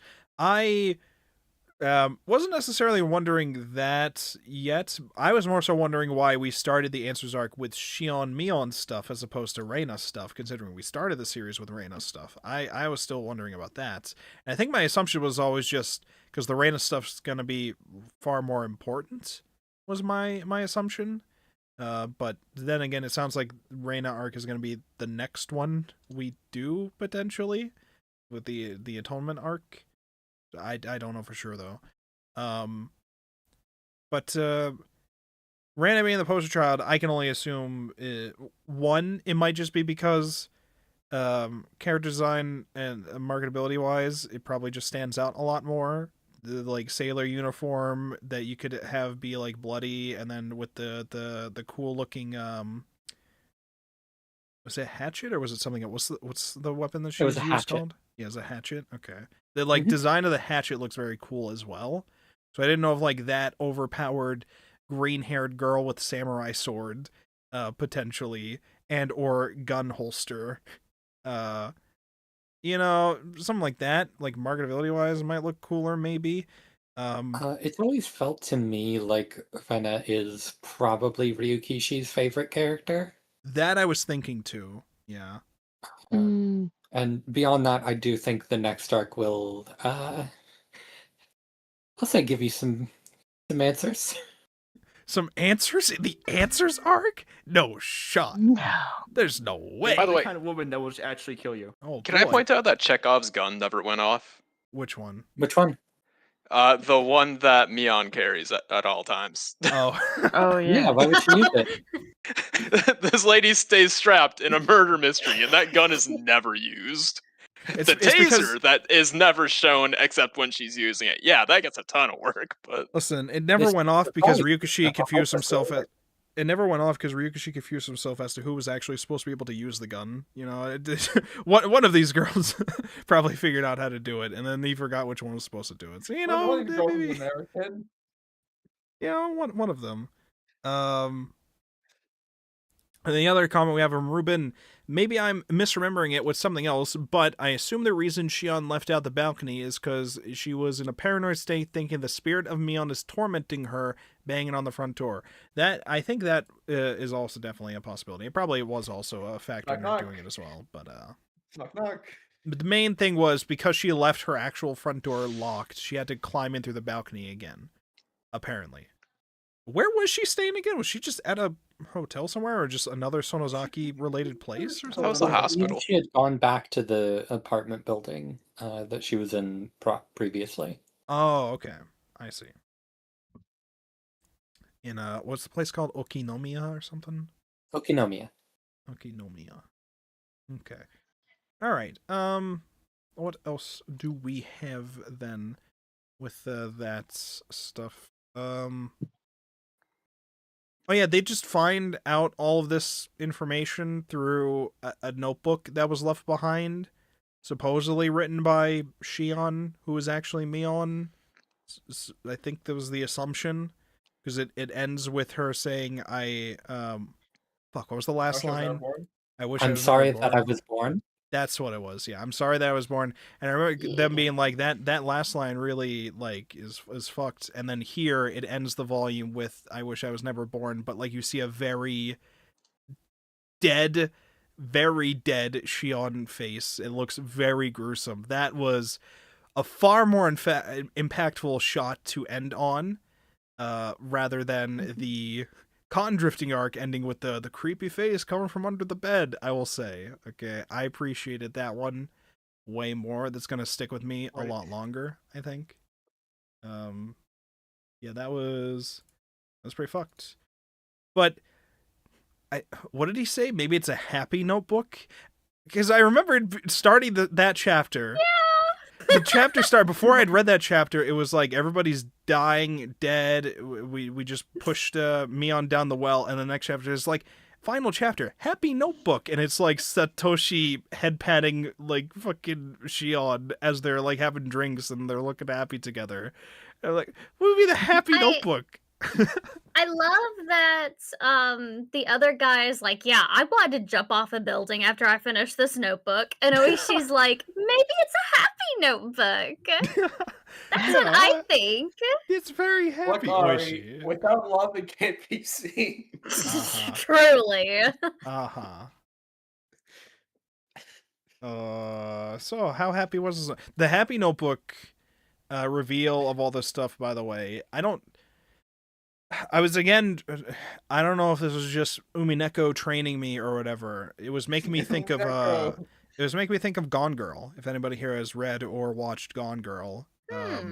Where Gone Girl, that whole thing was meant to be detectives find a journal from the girl who's gone missing at some point, and it paints a certain picture of how her life had gone and how her relationship was, and then they find out that journal should not be trusted in many areas for various reasons that were purposely written that way, for reasons that I won't spoil to not spoil the plot of Gone Girl, I guess. But if you know Gone Girl, it's a very good movie/book, by the way. You should check it out if you haven't, or at least in my opinion. I was just thinking of that kind of thing here, where I'm just like, okay, the story presented to us is presented based on information from that notebook, I assume. Some of the reveals that we got here that we didn't get in the Cotton Drifting arc was probably stuff that we got directly from this. But now my Umineko training has maybe be like, okay, so how much of this can actually be trusted then? Especially when we have the swapping of which twin was which. They're just assuming if you swap the names, things make a lot more sense. But now I'm just like, okay, but how much of this was actually written by Shion, or how much of it was written by Mion, maybe, or somebody else entirely? And I'm just like, it's a happy notebook, though. It's very happy. Happy. Not love can't be seen, Jeff. It's a happy. It's the teddy bear's memoir. And then I think she was also seeing like visions of Satoshi and Satoko being happy and hanging out with Shion as well. But this was as she's like falling to death or whatever. I think she had visions of seeing Satoshi a couple times. I think. I know at least one of them was him being like, hey, do you remember what I told you? I told you to protect Satoko. And she's like, wait, fuck, I was supposed to do that. I wasn't supposed to kill her? Fuck. Fuck. Whoopsie. Not only were you not And supposed to kill her, when? you were supposed to do literally anything to her benefit. Fuck. Not only did I kill her, I killed like everyone else too. Listen, I got revenge for you, Satoshi, okay? I did it all for you. I got revenge for you. Satoshi's probably in like fucking Tokyo somewhere being like, man, I hope everything's going well over there. I sure hope a gas leak didn't happen. So, okay, I will ask this to the people who don't know the answer. Do we actually think Satoshi is alive and just had to go into hiding somewhere? Or do we think that fucker's dead? I think that fucker's probably been dead. Yeah, he probably did. Yeah. I think he's dead. I don't know the circumstances of him dying, but I think he's fucking dead. Because I can't imagine him never going back for Satoko, even if he was promised that they will take care of Satoko. I can't imagine he wouldn't go back for her. I honestly can't even imagine him leaving just based on that promise or whatever. But then again, I don't know what the Sonozakis might have said to him potentially, or somebody else might have said to him to influence it. But in my heart, I have to think like this boy probably would not abandon Satoko. I don't know. But so he's probably dead. But that's my thoughts at least. Personally, I believe that actually Keiichi has swapped with. There was a thought in my head.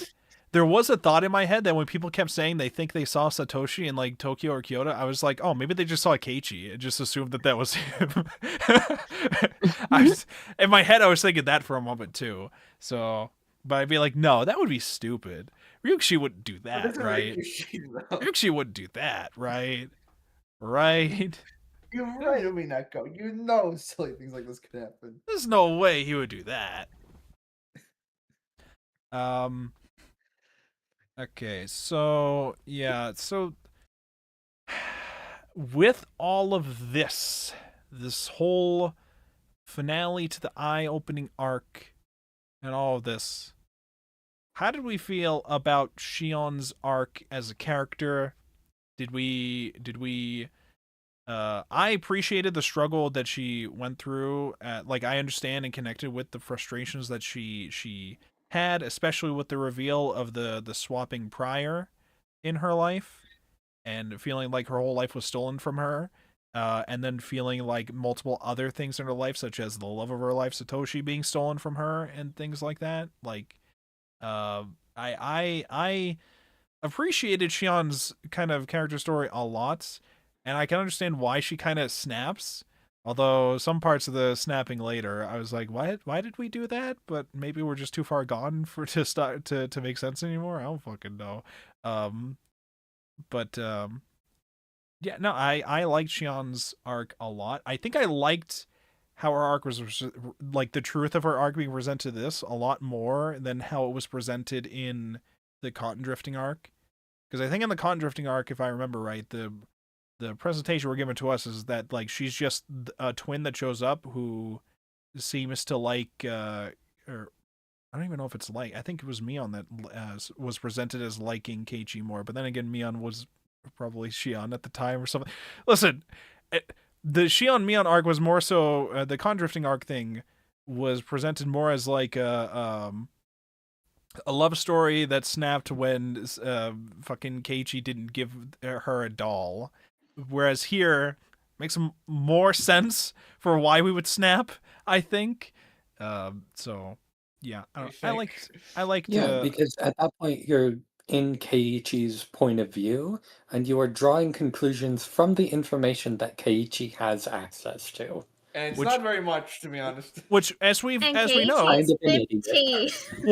well, he may be 15, but as we know, Keiichi's supposedly a genius in some respects, according to what was it, the curse killing arc or whatever. He's a genius if he thinks about certain things. Respect. Very smart with a capital. Listen, S. he's autistic and 15. I got an excuse changing. It's fine. Plus, Everything's it took him a while to believe that there actually were 2 girls. And it's like, are you sure you aren't just trying to mess with me? Even still, I'm not sure. There might have just been one. Listen, I would be on his side with that too at first. We're messing with him. I would be on his side with that at first too, being like, I don't know if there actually is twins. Literally, nobody has mentioned them having twins until now. So like, I'd be on his side for And she is that they're just very much. She is very much the "I will just lie to you for fun" type. So of course. Finally, a main character appeals to me. Yeah, I mean, both of them are the type where Mion and Shion are both the type where they wake up in the morning and go, what fun lies can I spread today? Just like the Orin High School Host Club twins, okay? They're just doing it for the bit. Yeah. It's fine. What are you doing? I spread misinformation on the internet. People put up with today. Let's see. Yeah. Other thought, and maybe this is a thought that I shouldn't bother thinking because it deflates a lot of the point of it. So they make a habit of or Ryukoshi at least writes it as making a habit of saying, you know, Mion felt so bad that the Shion had to tear off the fingernails that Mion also tore off the same fingernails for them. And I was thinking, like, is it that hard to apply the tattoo, like the same tattoo again on Shion's back, so that we can continue doing swapping memes? By the way, Yeah, really. I didn't actually know if the tattoo was supposed to be a tattoo or if it was supposed to be like branding. I didn't know like what the process was. I think in my head I was just assuming it was like some ritual process where they are fucking branded, but I also don't know. They were like I assumed it was like an actual, Yakuza tattoo. Okay. Yeah, I would not be surprised if like a brand was involved at some point in the Sonozaki's history. Yeah. But no, it is just meant to be a tattoo. Okay.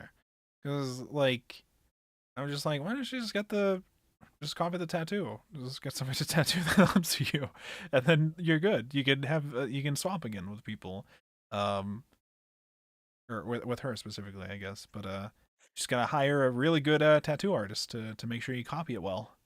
Not that people are checking it often, I don't think, but I mean, yes, and you've kind of seen what happens when someone does something that goes against Orio's wishes. I don't think she wanted to risk that one. those that go against Oreo's wish. What? I'm sorry. A She couple got her things. nails ripped off, man. Wait, say that again. She got her nails ripped off. That part was confusing me with why she because like prior, like when that scene happened, I was still under the assumption of the grandma's orchestrating people in like I'm not saying what you guys should do, but these people, they're bad. Someone's got to do something about them. I'm not saying that you guys should do it, but I'm just saying, oh yeah, Shiro-sama might want to do something. I don't know. I was on the assumption that the grandma was kind of operating like under that kind of deal. But then with Mion trying to be like, oh no, actually she just kind of smiled and just made people think that she did things, but she didn't actually do those things. And it's just like, okay, but this is trying to make her sound like the grandma wasn't doing all that fucked up shit. But then we literally saw basically her pressure Mion into tearing out the fingernails for... I don't even understand like why the fingernail scene had to happen too, thinking back on it now, because they made it sound like she was fine with them going out with Satoshi until they found out Satoshi might be a murderer, and then they have to do restitution for that. And then they also tried to do an reverse of like, I think it was the village head when she goes to talk with the village head, and she's pretending to be Mion, trying to get more information about what happened with Satoshi through Mion, or as Mion through the village head, and trying to be like, so, what do you think happened with Satoshi? It's like, what? What do you mean? It's like, oh, I mean, the Shion's fingernails were torn out to protect Satoshi, right? So he should be okay, right? No, I don't. The fingernails were supposed to be not for that. That wasn't supposed to include Satoshi. Satoshi wasn't supposed to be protected through that. It's supposed to be fucking. I'm forgetting their names now. The Kasai guy. Kasai, the uncle, and her. The uncle and Shion. And Shion herself. Yeah. Not, they never confirmed at the time whether or not it would mean Satoshi's safe too. And the village head is presented in this scene as like a fuck that guy, I don't care what happened to that guy kind of vibe to him. I forget the way he phrased it, but it was like I can't say much about that cursed Hojo boy or something like that. We don't like the Hojo kid. Because he sounded like he didn't really know too much about what was happening either in some respects. Like, he's been there for the meetings, but it sounded like and I mean, it was also a case slandering Hojo's. Yeah. It was also a case of like Shion just kind of assuming a lot about how the Oyashiro-sama curse network operates, where she's just like, a lot of this is the grandma just mentioning something and then just hoping somebody acts upon it, maybe. Always one of those systems where it's like nobody's directly telling anybody to do something, but somebody who is either getting a hint or wants to prove themselves or genuinely believes in Oyashiro-sama and wants to appease Oyashiro-sama is like doing it or whatever. Things of that nature. And the village head might also be somebody who is also assuming these things as well. Yeah, no, she just smiles when convenient deaths happen. That's all you gotta do. Just smile when convenient deaths happen. The Sonodakis are doing both. They are like a legitimate crime family. Yes. And then when stuff like this happens, it's very easy for everyone's going to assume that they did it anyway. So they may as well take the credit for these things and try to use that to their own advantage. Okay. So it is yeah, it's both. Okay. So fingernails. 3 fingernails. What else? Because Shion was going against what Odio said just by leaving the school and like coming back to even Okinomiya. That's something that Kasai says to her like I think the same like day or so that they're escaping. Or when she gets, or maybe it's that Mion says it to her when they're first meet back up in the apartment together. Is like the old bag's gonna be really pissed off that you're not listening to her. If she finds out that you're here, it's gonna be really bad. And there are 3 people involved in Shion being in Okinomiya in the first place. It's Shion herself, obviously, and then Kasai, and the uncle that gave her the apartment. Or no, the uncle that gave her the job that she was going to. Yes. I'm trying to think as well, like, what other crimes we've seen the family do. Because that one's one of them. There's the implication. I don't remember if it was fully confirmed in the... I for the time killing arc, whether or not they were actually involved in the kidnapping situation. I'll be honest, when I think about it, I don't think I remember much of the time killing arc other than the kidnapping stuff happening and Rika being there. I'm trying to trying to think about what I remembered from This the... one confirmed that they were involved in the kidnapping. The time killing arc feels like it maybe got the most shafted in terms of just trying to translate it to a manga adaptation. Because there's a lot of detail in the narration for everything. That ends up kind of important that they just can't really get across the same way. Right. That would make sense. And so a lot of information is just sort of left behind. Okay. What questions do we still have for the cotton drifting arc / eye-opening arc? For myself, I guess, I'm thinking, and I'm thinking a couple questions where I'm just like, the answer could probably just be explained by Shion has gone crazy towards the end. But I'm just thinking, like, why did she let Keiichi go to then just kill him 10 days later? Just wake up in a cold sweat, be like, I have to kill him now. And the answer could just be just because she's crazy. But a part of me is just like, no, there's got to be something more, right? There's got to be something more to that, right? And then the other one just being, why the fuck did Mion wait until she was on the ladder about to get pushed down to say all that stuff about the grandma? Like, was that shit real, or was she just trying to mess with her before she died or something? Like, I don't,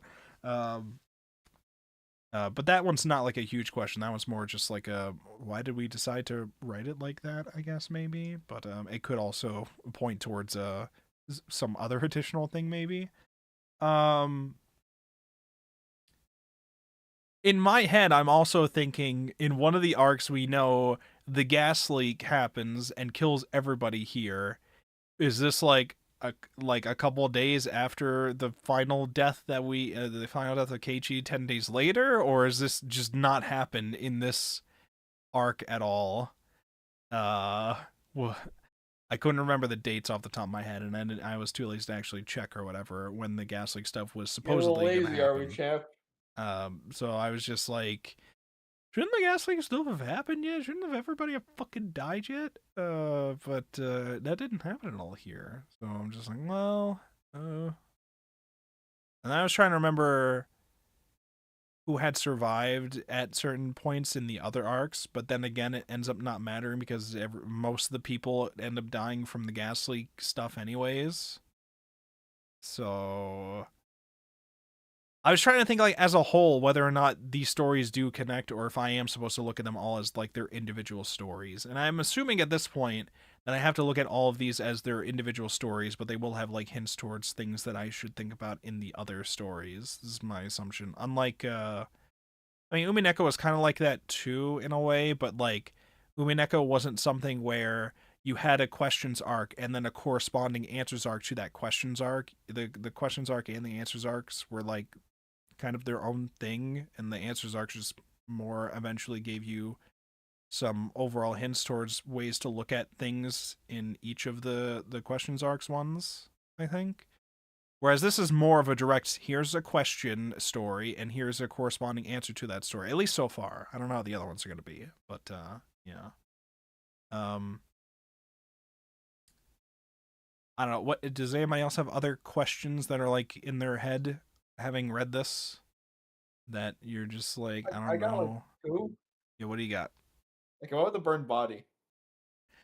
The burned body, did they mention in other arcs about Takano being found burned up there? I was trying to think back to if in the other arcs. Okay. Yes, this is not the first time this has come up.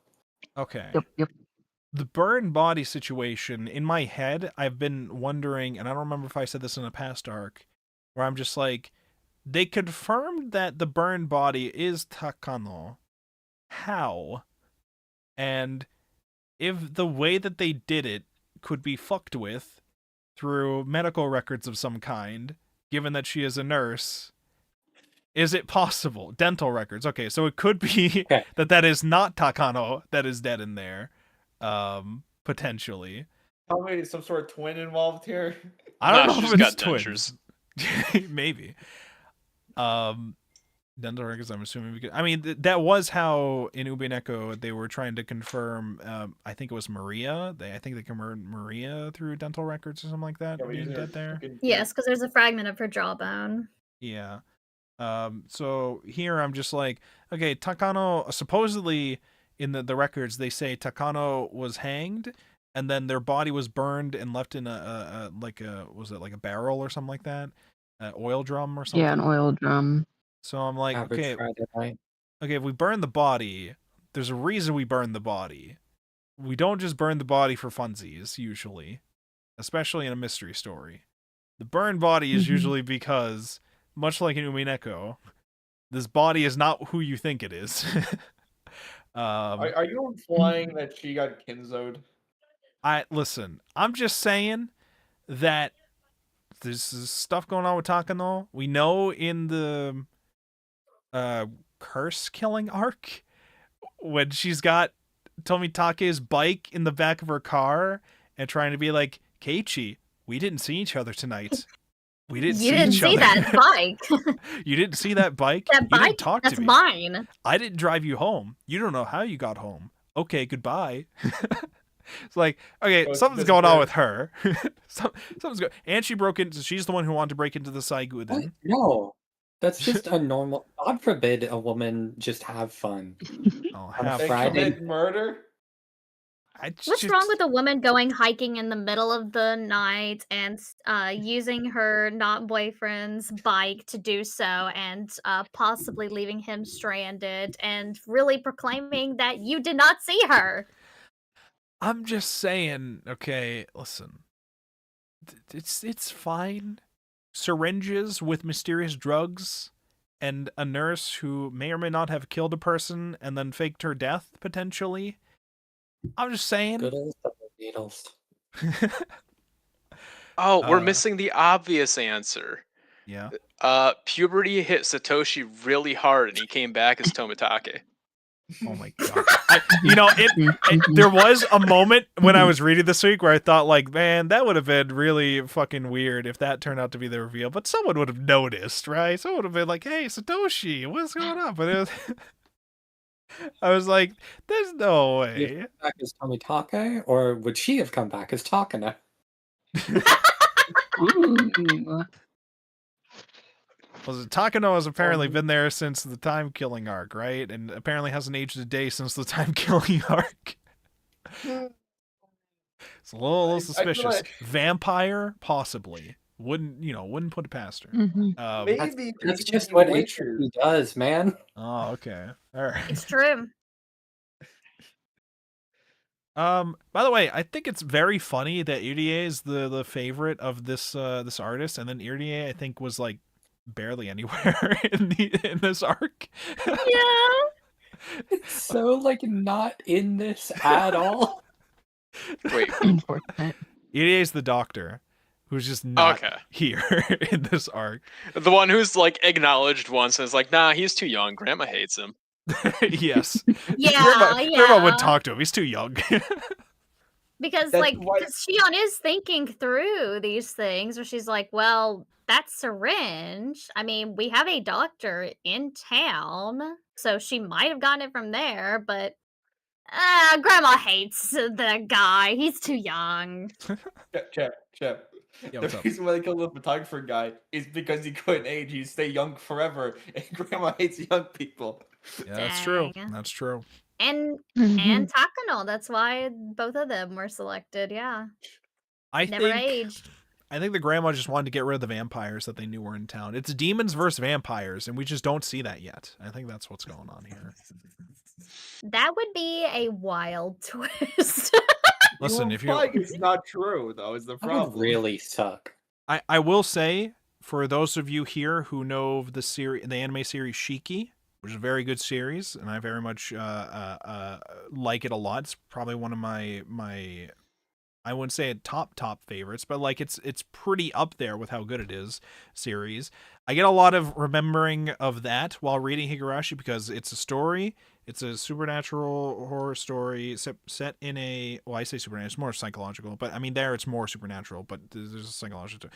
Set in a remote like rural town in I think that one's also in the 80s. Maybe it was 90s.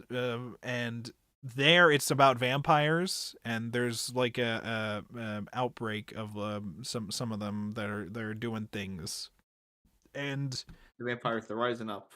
you know, it's a whole it's a very different story from Higurashi, but I was getting the similar vibes where it's like rural town where some group in the shadows are like doing murders and or hiding bodies and stuff, and weird things are happening. There it's people slowly all becoming vampires and then making more vampires and shit, but there's more to that one afterwards, but it's also very good. So anyways, the cast of Shiki are gonna fight the cast from Higurashi. There's gonna be a big battle.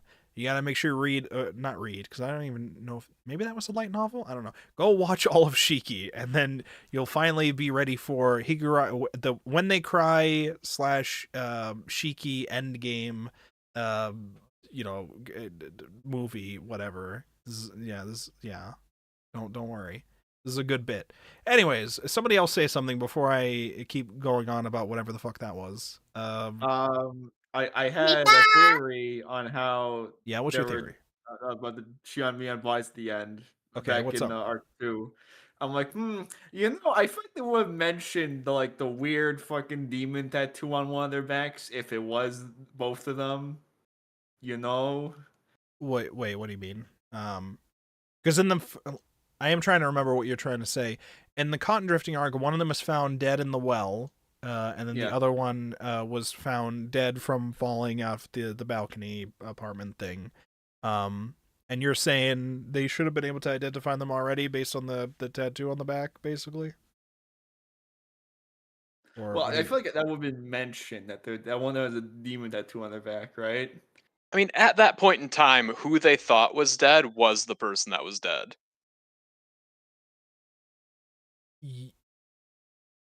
I'm just trying to run it through my head. I mean, you're probably correct. I'm just trying to wrap it in my head. By the time they died, they had swapped and then swapped back. Yes. Mion died in the well, and this is the Mion that everybody had seen as Mion prior to the murders. So Mion is dead at the bottom of the well, and Shion is dead from the floor of the balcony or whatever. And these are each of them the people that we were assuming that they were. But there was just the bonus swap of in the past they were actually swapped or whatever.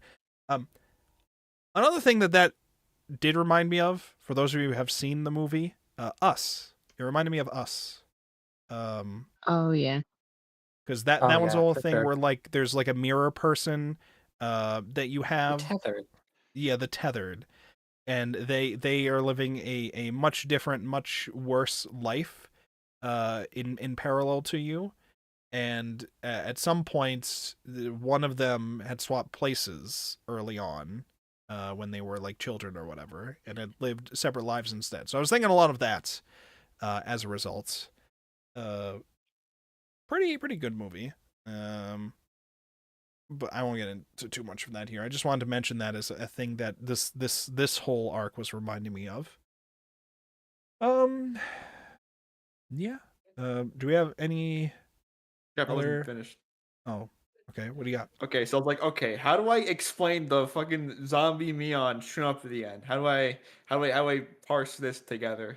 Oh, I didn't realize we were doing this because we know that didn't happen. So I'm right? like, okay, what if Ari? I need you to help me out with this one.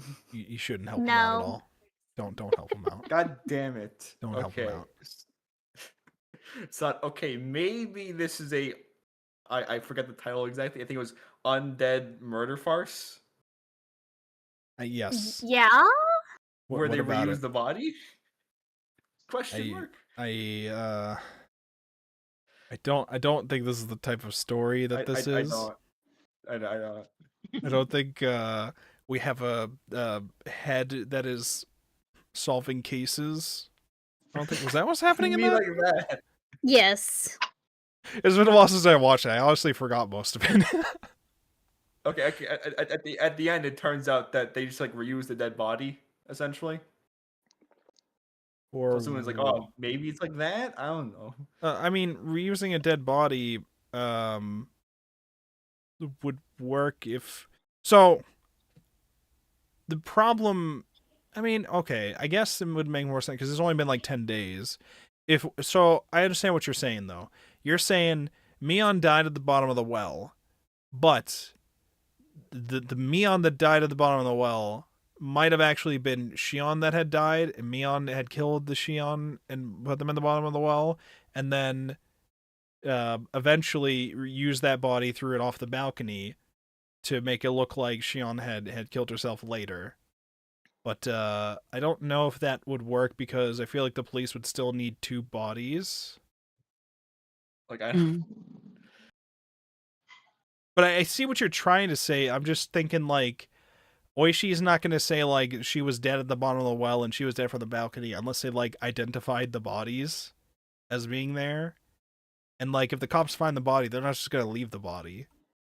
I'd assume so. It's like, what? I don't have much to work with here. But then again, there is always the Oishi wild card here. I don't know how corrupt this motherfucker is. I don't know if he's the one pulling all the strings with the murders and shit too. That's also a possibility, by the way. It's probably why he has to solve the case, because he's the murderer. You know, that's also a possibility. What? No, he has AC in his car. Oh, that's true. How can I be mad at him? How can I be mad? Yeah, he's so cool. I do feel like we glossed over the part where Rika has a syringe full of scratch your throat out drug. Look, Yeah, that's not important. All right, minor detail. That's not important. Okay.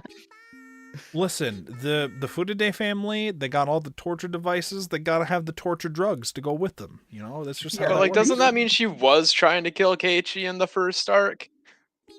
Yeah. Well, she wasn't the one who. Unless she had a second vial of other stuff. She wasn't the one who had the syringe. she wasn't the one who had it. Yeah, in the first Wasn't arc, she? the one who. No, that was Mion and Rena. Yeah, they were the ones who had it in the first arc. Which they had a syringe and were going to inject him with it. And then they didn't. I maybe they did, but they also died. They could have also. Maybe they didn't, but he sure did get some swing practice in. Listen, they could have also gotten the syringe from Rika, for all I remember. I don't remember what happened to Rika and Satoko in the first arc, though. I don't think it's ever really specified what happened to them. So they could have just gotten the syringe from them and then tried to inject them to Keiichi as well. Murder Rika, steal our syringes. All right, Keiichi, time to die. Yeah, so Rika was definitely, at least here, attempting to murder Mion with that. That was definitely happening.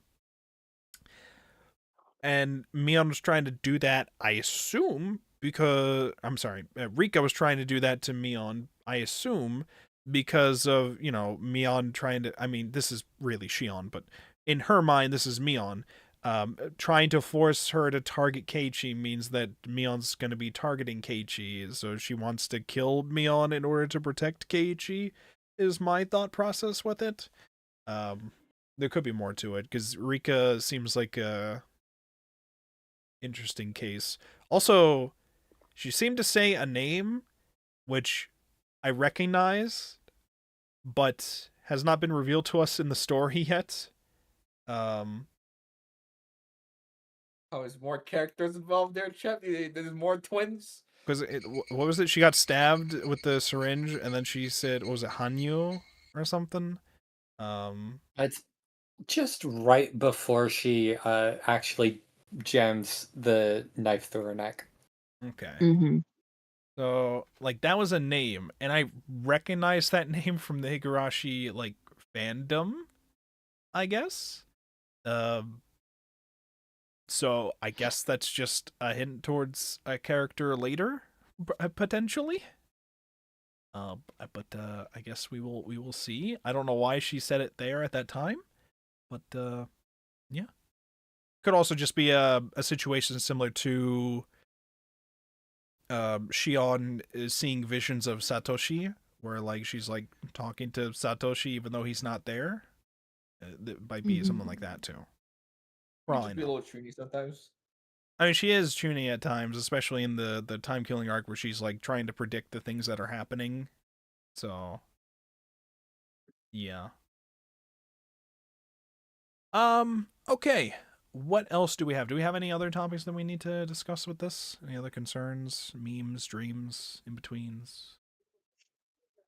Nah, I'm good. Okay. For those of you who have experienced Higurashi before, like the VN, how did you appreciate the eye-opening arc's manga adaptation? Was it good? Was it okay? Did it leave out stuff that you thought was important? How'd you feel about it? Did nobody read the VN? No, right at the end. Maybe nobody read the VN. I can't read. Oh, okay. Oh We know. no. I'm a VN dev. I can't read. That's base. That checks out. Like I said, I mean, it's been so long. Like I said last week, the art, I really enjoyed the art for this section, this arc. It's really pretty art. Yeah. Yeah, I do really like the art as well. The artist is pretty good. Unfortunately, she does not get to draw her Oshi. Thank God. You don't want more We're all better pervert off doctor or man? less of him.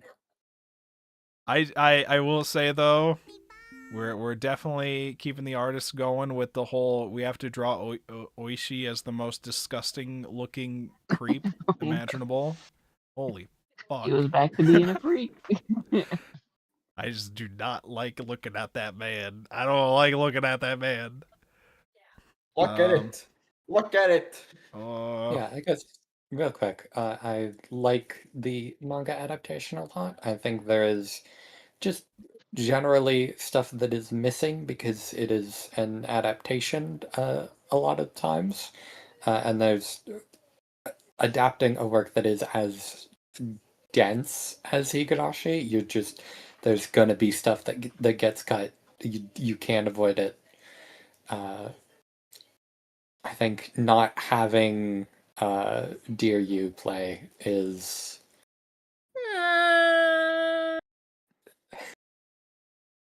Is this a song or what is? this is a song that gets repeated throughout a lot of the answer arcs, and it gets introduced specifically here, specifically in Miyakashi. I believe specifically in, or it's specific. Is it just like at the end? I think it's just when she like falls off the building and has that like flash towards the other towards the better timeline where she didn't fuck up massively. Yeah. And it hurts a lot. It hurts really a lot. Pretty. And there's like 30,000 Dear You remixes. There's so many. Let me grab one. I mean, I have not read the Higurashi VN yet, but I can only assume things like the music and like the focus on the music sounds and is like be sound very, very effects good. and all of that. It adds a lot to it. And that's not to disparage the manga. It's just using the tools that are available to you to tell the story. I mean, they were sold as sound novels here, right? That's how they were called, sound novels. So makes sense.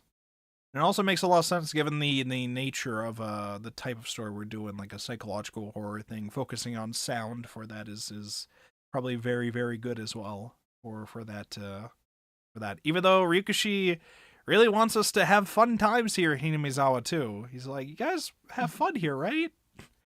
Despite the fucked up shit going on, you guys, I want you guys to have fun. Just remember to have fun. We're all having fun, right? It's a happy notebook, okay? It's a happy notebook. Without love, it can't be seen. guys are Alright. having fun, right? He says to just a sobbing sea of people. I'm having fun. I don't know When you they guys. cry, I laugh. That's me. I'm laughing. Alright, let me read the afterward stuff that we got going on here. Let's hear from the man himself. Alright, about the this is the volume 3 afterward. About the eye-opening arc, The Borders of Hinamizawa. Hello, this is Ryukishi07. I think I would like to use this volume's afterward to talk about the main setting of Higurashi when they cry, Hinamizawa. When telling the early stories of Higurashi for convenience's sake, I portrayed Hinamizawa as an exclusive remote village, the ideal setting for a classic Japanese-style mystery. When I say exclusive remote village, I think that you all feel an unpleasant atmosphere, like it's closed off from the inside, and the people are very unfriendly to outsiders. ... But, if you look at it the other way around, you might see that the neighbors are all very close and help each other out, and that's a very pleasant society. Is that how we're gonna word this, Ryukishi? That's how we're gonna. Chat, Okay, without love, it can't be seen. it's very pleasant. Okay, if you think about it, maybe we're all exclusive and isolated most of the time. When we understand something, then we constantly show off our comprehension of it. But when we can't understand something, we actively refuse to attempt any understanding. In that case, if we change that lack of understanding into understanding... Wait, what? If we change that lack of understanding into understand... Okay, so if we just understand. Okay, if we change that lack of understanding to understanding, then maybe we could move from creepy Hinamizawa to fun Hinamizawa. You guys ready to have fun? Feeling that way, I meant to write the story to point out that when we feel like something is excluding us, maybe that's because we're also being exclusive. When in Rome, do as the Romans do. If you show that you understand their ways and are willing to follow them, then they might welcome you as a new friend. If you can sense the border between creepy Hinamizawa and fun Hinamizawa, then as the author, nothing would make me happier. We're just supposed to have fun. Just go have fun. And then we also have an afterword from the artist who says, "Hello, I'm the artist Houjou.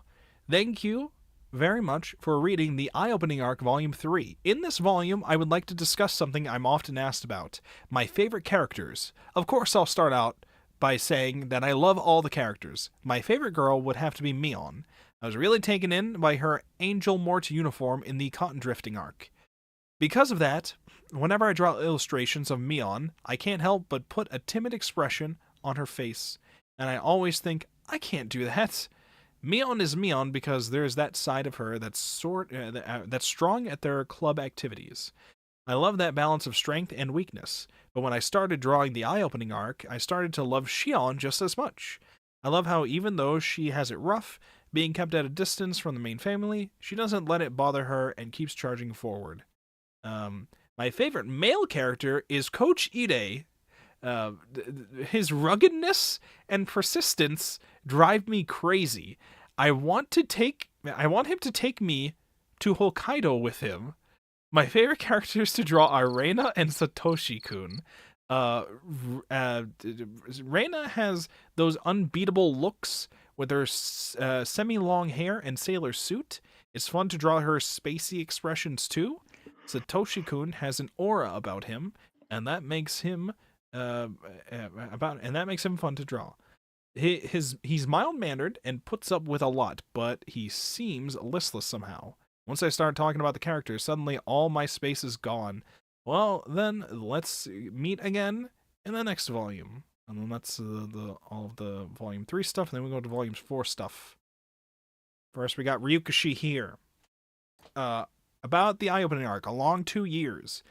As you have seen, the Eye-Opening Arc is placed opposite the Cotton Drifting Arc. That being the case, I think it would be interesting in many ways if you would take a look at this one after you've read the Cotton Drifting Arc. When I did the original one, one arc would come out every 6 months. So there was a 2-year period between the second arc, the Cotton Drifting Arc, and the 5th arc, the Eye-Opening Arc. During that time, I received a lot of emails from readers who had seen the Cotton Drifting Arc and were writing their messages under the assumption that Mion was the murderer. So I remember it being a very long 2 years where I was thinking, I want to publish the eye-opening arc soon and clear Mion's name. Now that I've been able to clear up the false charges against Mion, I'm a little relieved, sigh. I mean, did he clear up the name against Mion? Because it really turned out he's like clearing Mion by saying it was actually Shion, but then Uno reversed it by saying, but Shion was actually Mion. So he's clearing her name. He's like clearing her name while also saying, but you guys are also right. You guys are also correct, technically. But whatever. The suspicions about the dark side of the village that center around the Sonozaki family will be carried over into the next story, the Atonement arc.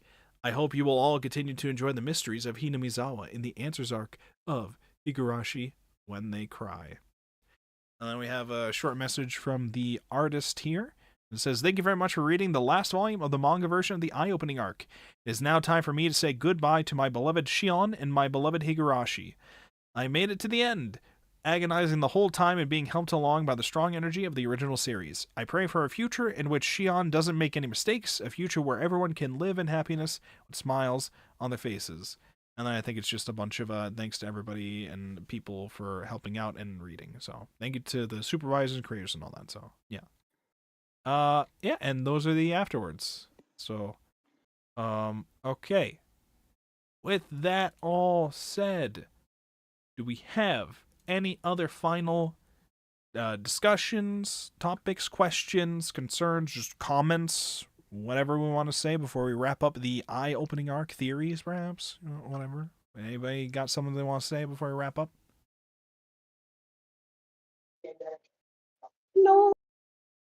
No? Okay, sweet. Hearing nothing, we will wrap it up with that for this week. Thank you so much, everybody, for coming to hang out as usual. Next week, we will be reading and discussing the first 2 volumes of the Atonement arc, aka Sumi Horoboshihen. This one's also going to be standard 2-volume. Standard, like, volumes 1 and 2, volume 3 and 4 after Atonement arc is when we get into the omnibus releases. So it's only going to be like 1 volume a week, but each volume is going to technically be 2 volumes. It's a whole thing. Don't worry about it. We'll get there. So next up is the Atonement arc, which looks like it's going to be focusing on continuing the very first arc, the Abducted by Demons arc, which was focused on Reina. That's my assumption based on the covers I've seen. So we'll be starting that next week, right? I'm not skipping a week here. Yes, next week we'll be doing that. We'll see what is going on there. Was Reina the cause of everything, actually? What happened to the gas leaks? Does gas leaks still happen? Is the Yakuza involved anymore? Does Reina have a twin as well? By the way, it has not gone on. They mentioned it again here. They're like, Reina's real name is actually Reina. Well, it's like Reina, but like with an I in it. It's Rena versus Reina. Okay, but that's a weird fake name to have, or a second different name to have. But okay. Completely incognito, chap. You're just. I have to assume it changes like the kanji or katakana or whatever the fuck it is. Yeah, that would make sense. That would make sense because it probably has like some significant meaning with that bit, which we kind of lose in an English translation of that, I assume. But I don't know. We'll see.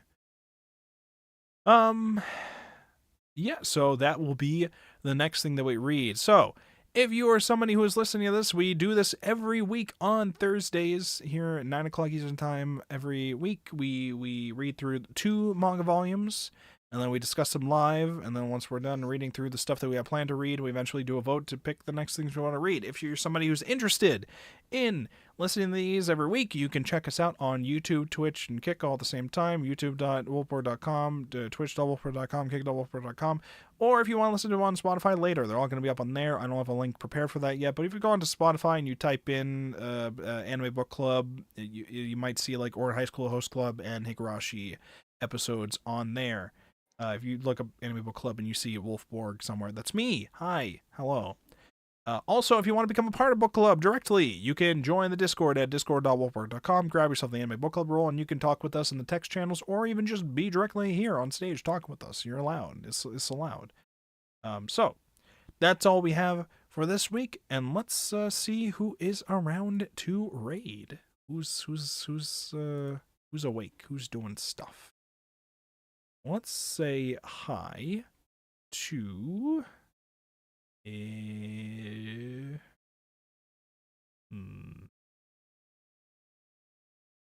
maybe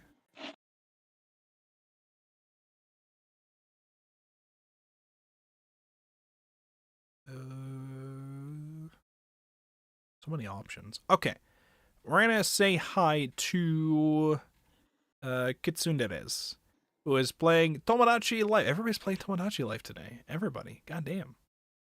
Literally everybody. I think I saw Jerma was streaming it earlier too. I watched Jerma stream Tomodachi Life. He like had Cookie Monster at some point in there. Wait, was it the first second game? He had non-binary gay Captain Crunch. I'm assuming this is a new Tomodachi Life game, Shadow. I'm assuming. Yes, just came out. Yeah. I'm seeing whatever is going on in Kitsundere's stream. I'm seeing Among Us 6-7 as some text that's being written, so have fun with that. we're heading into the Among Us 6-7. All right, everybody, stay safe, and we'll see you all next week. Bye-bye, gamers. Bye-bye. Bye, stream. Bye-bye.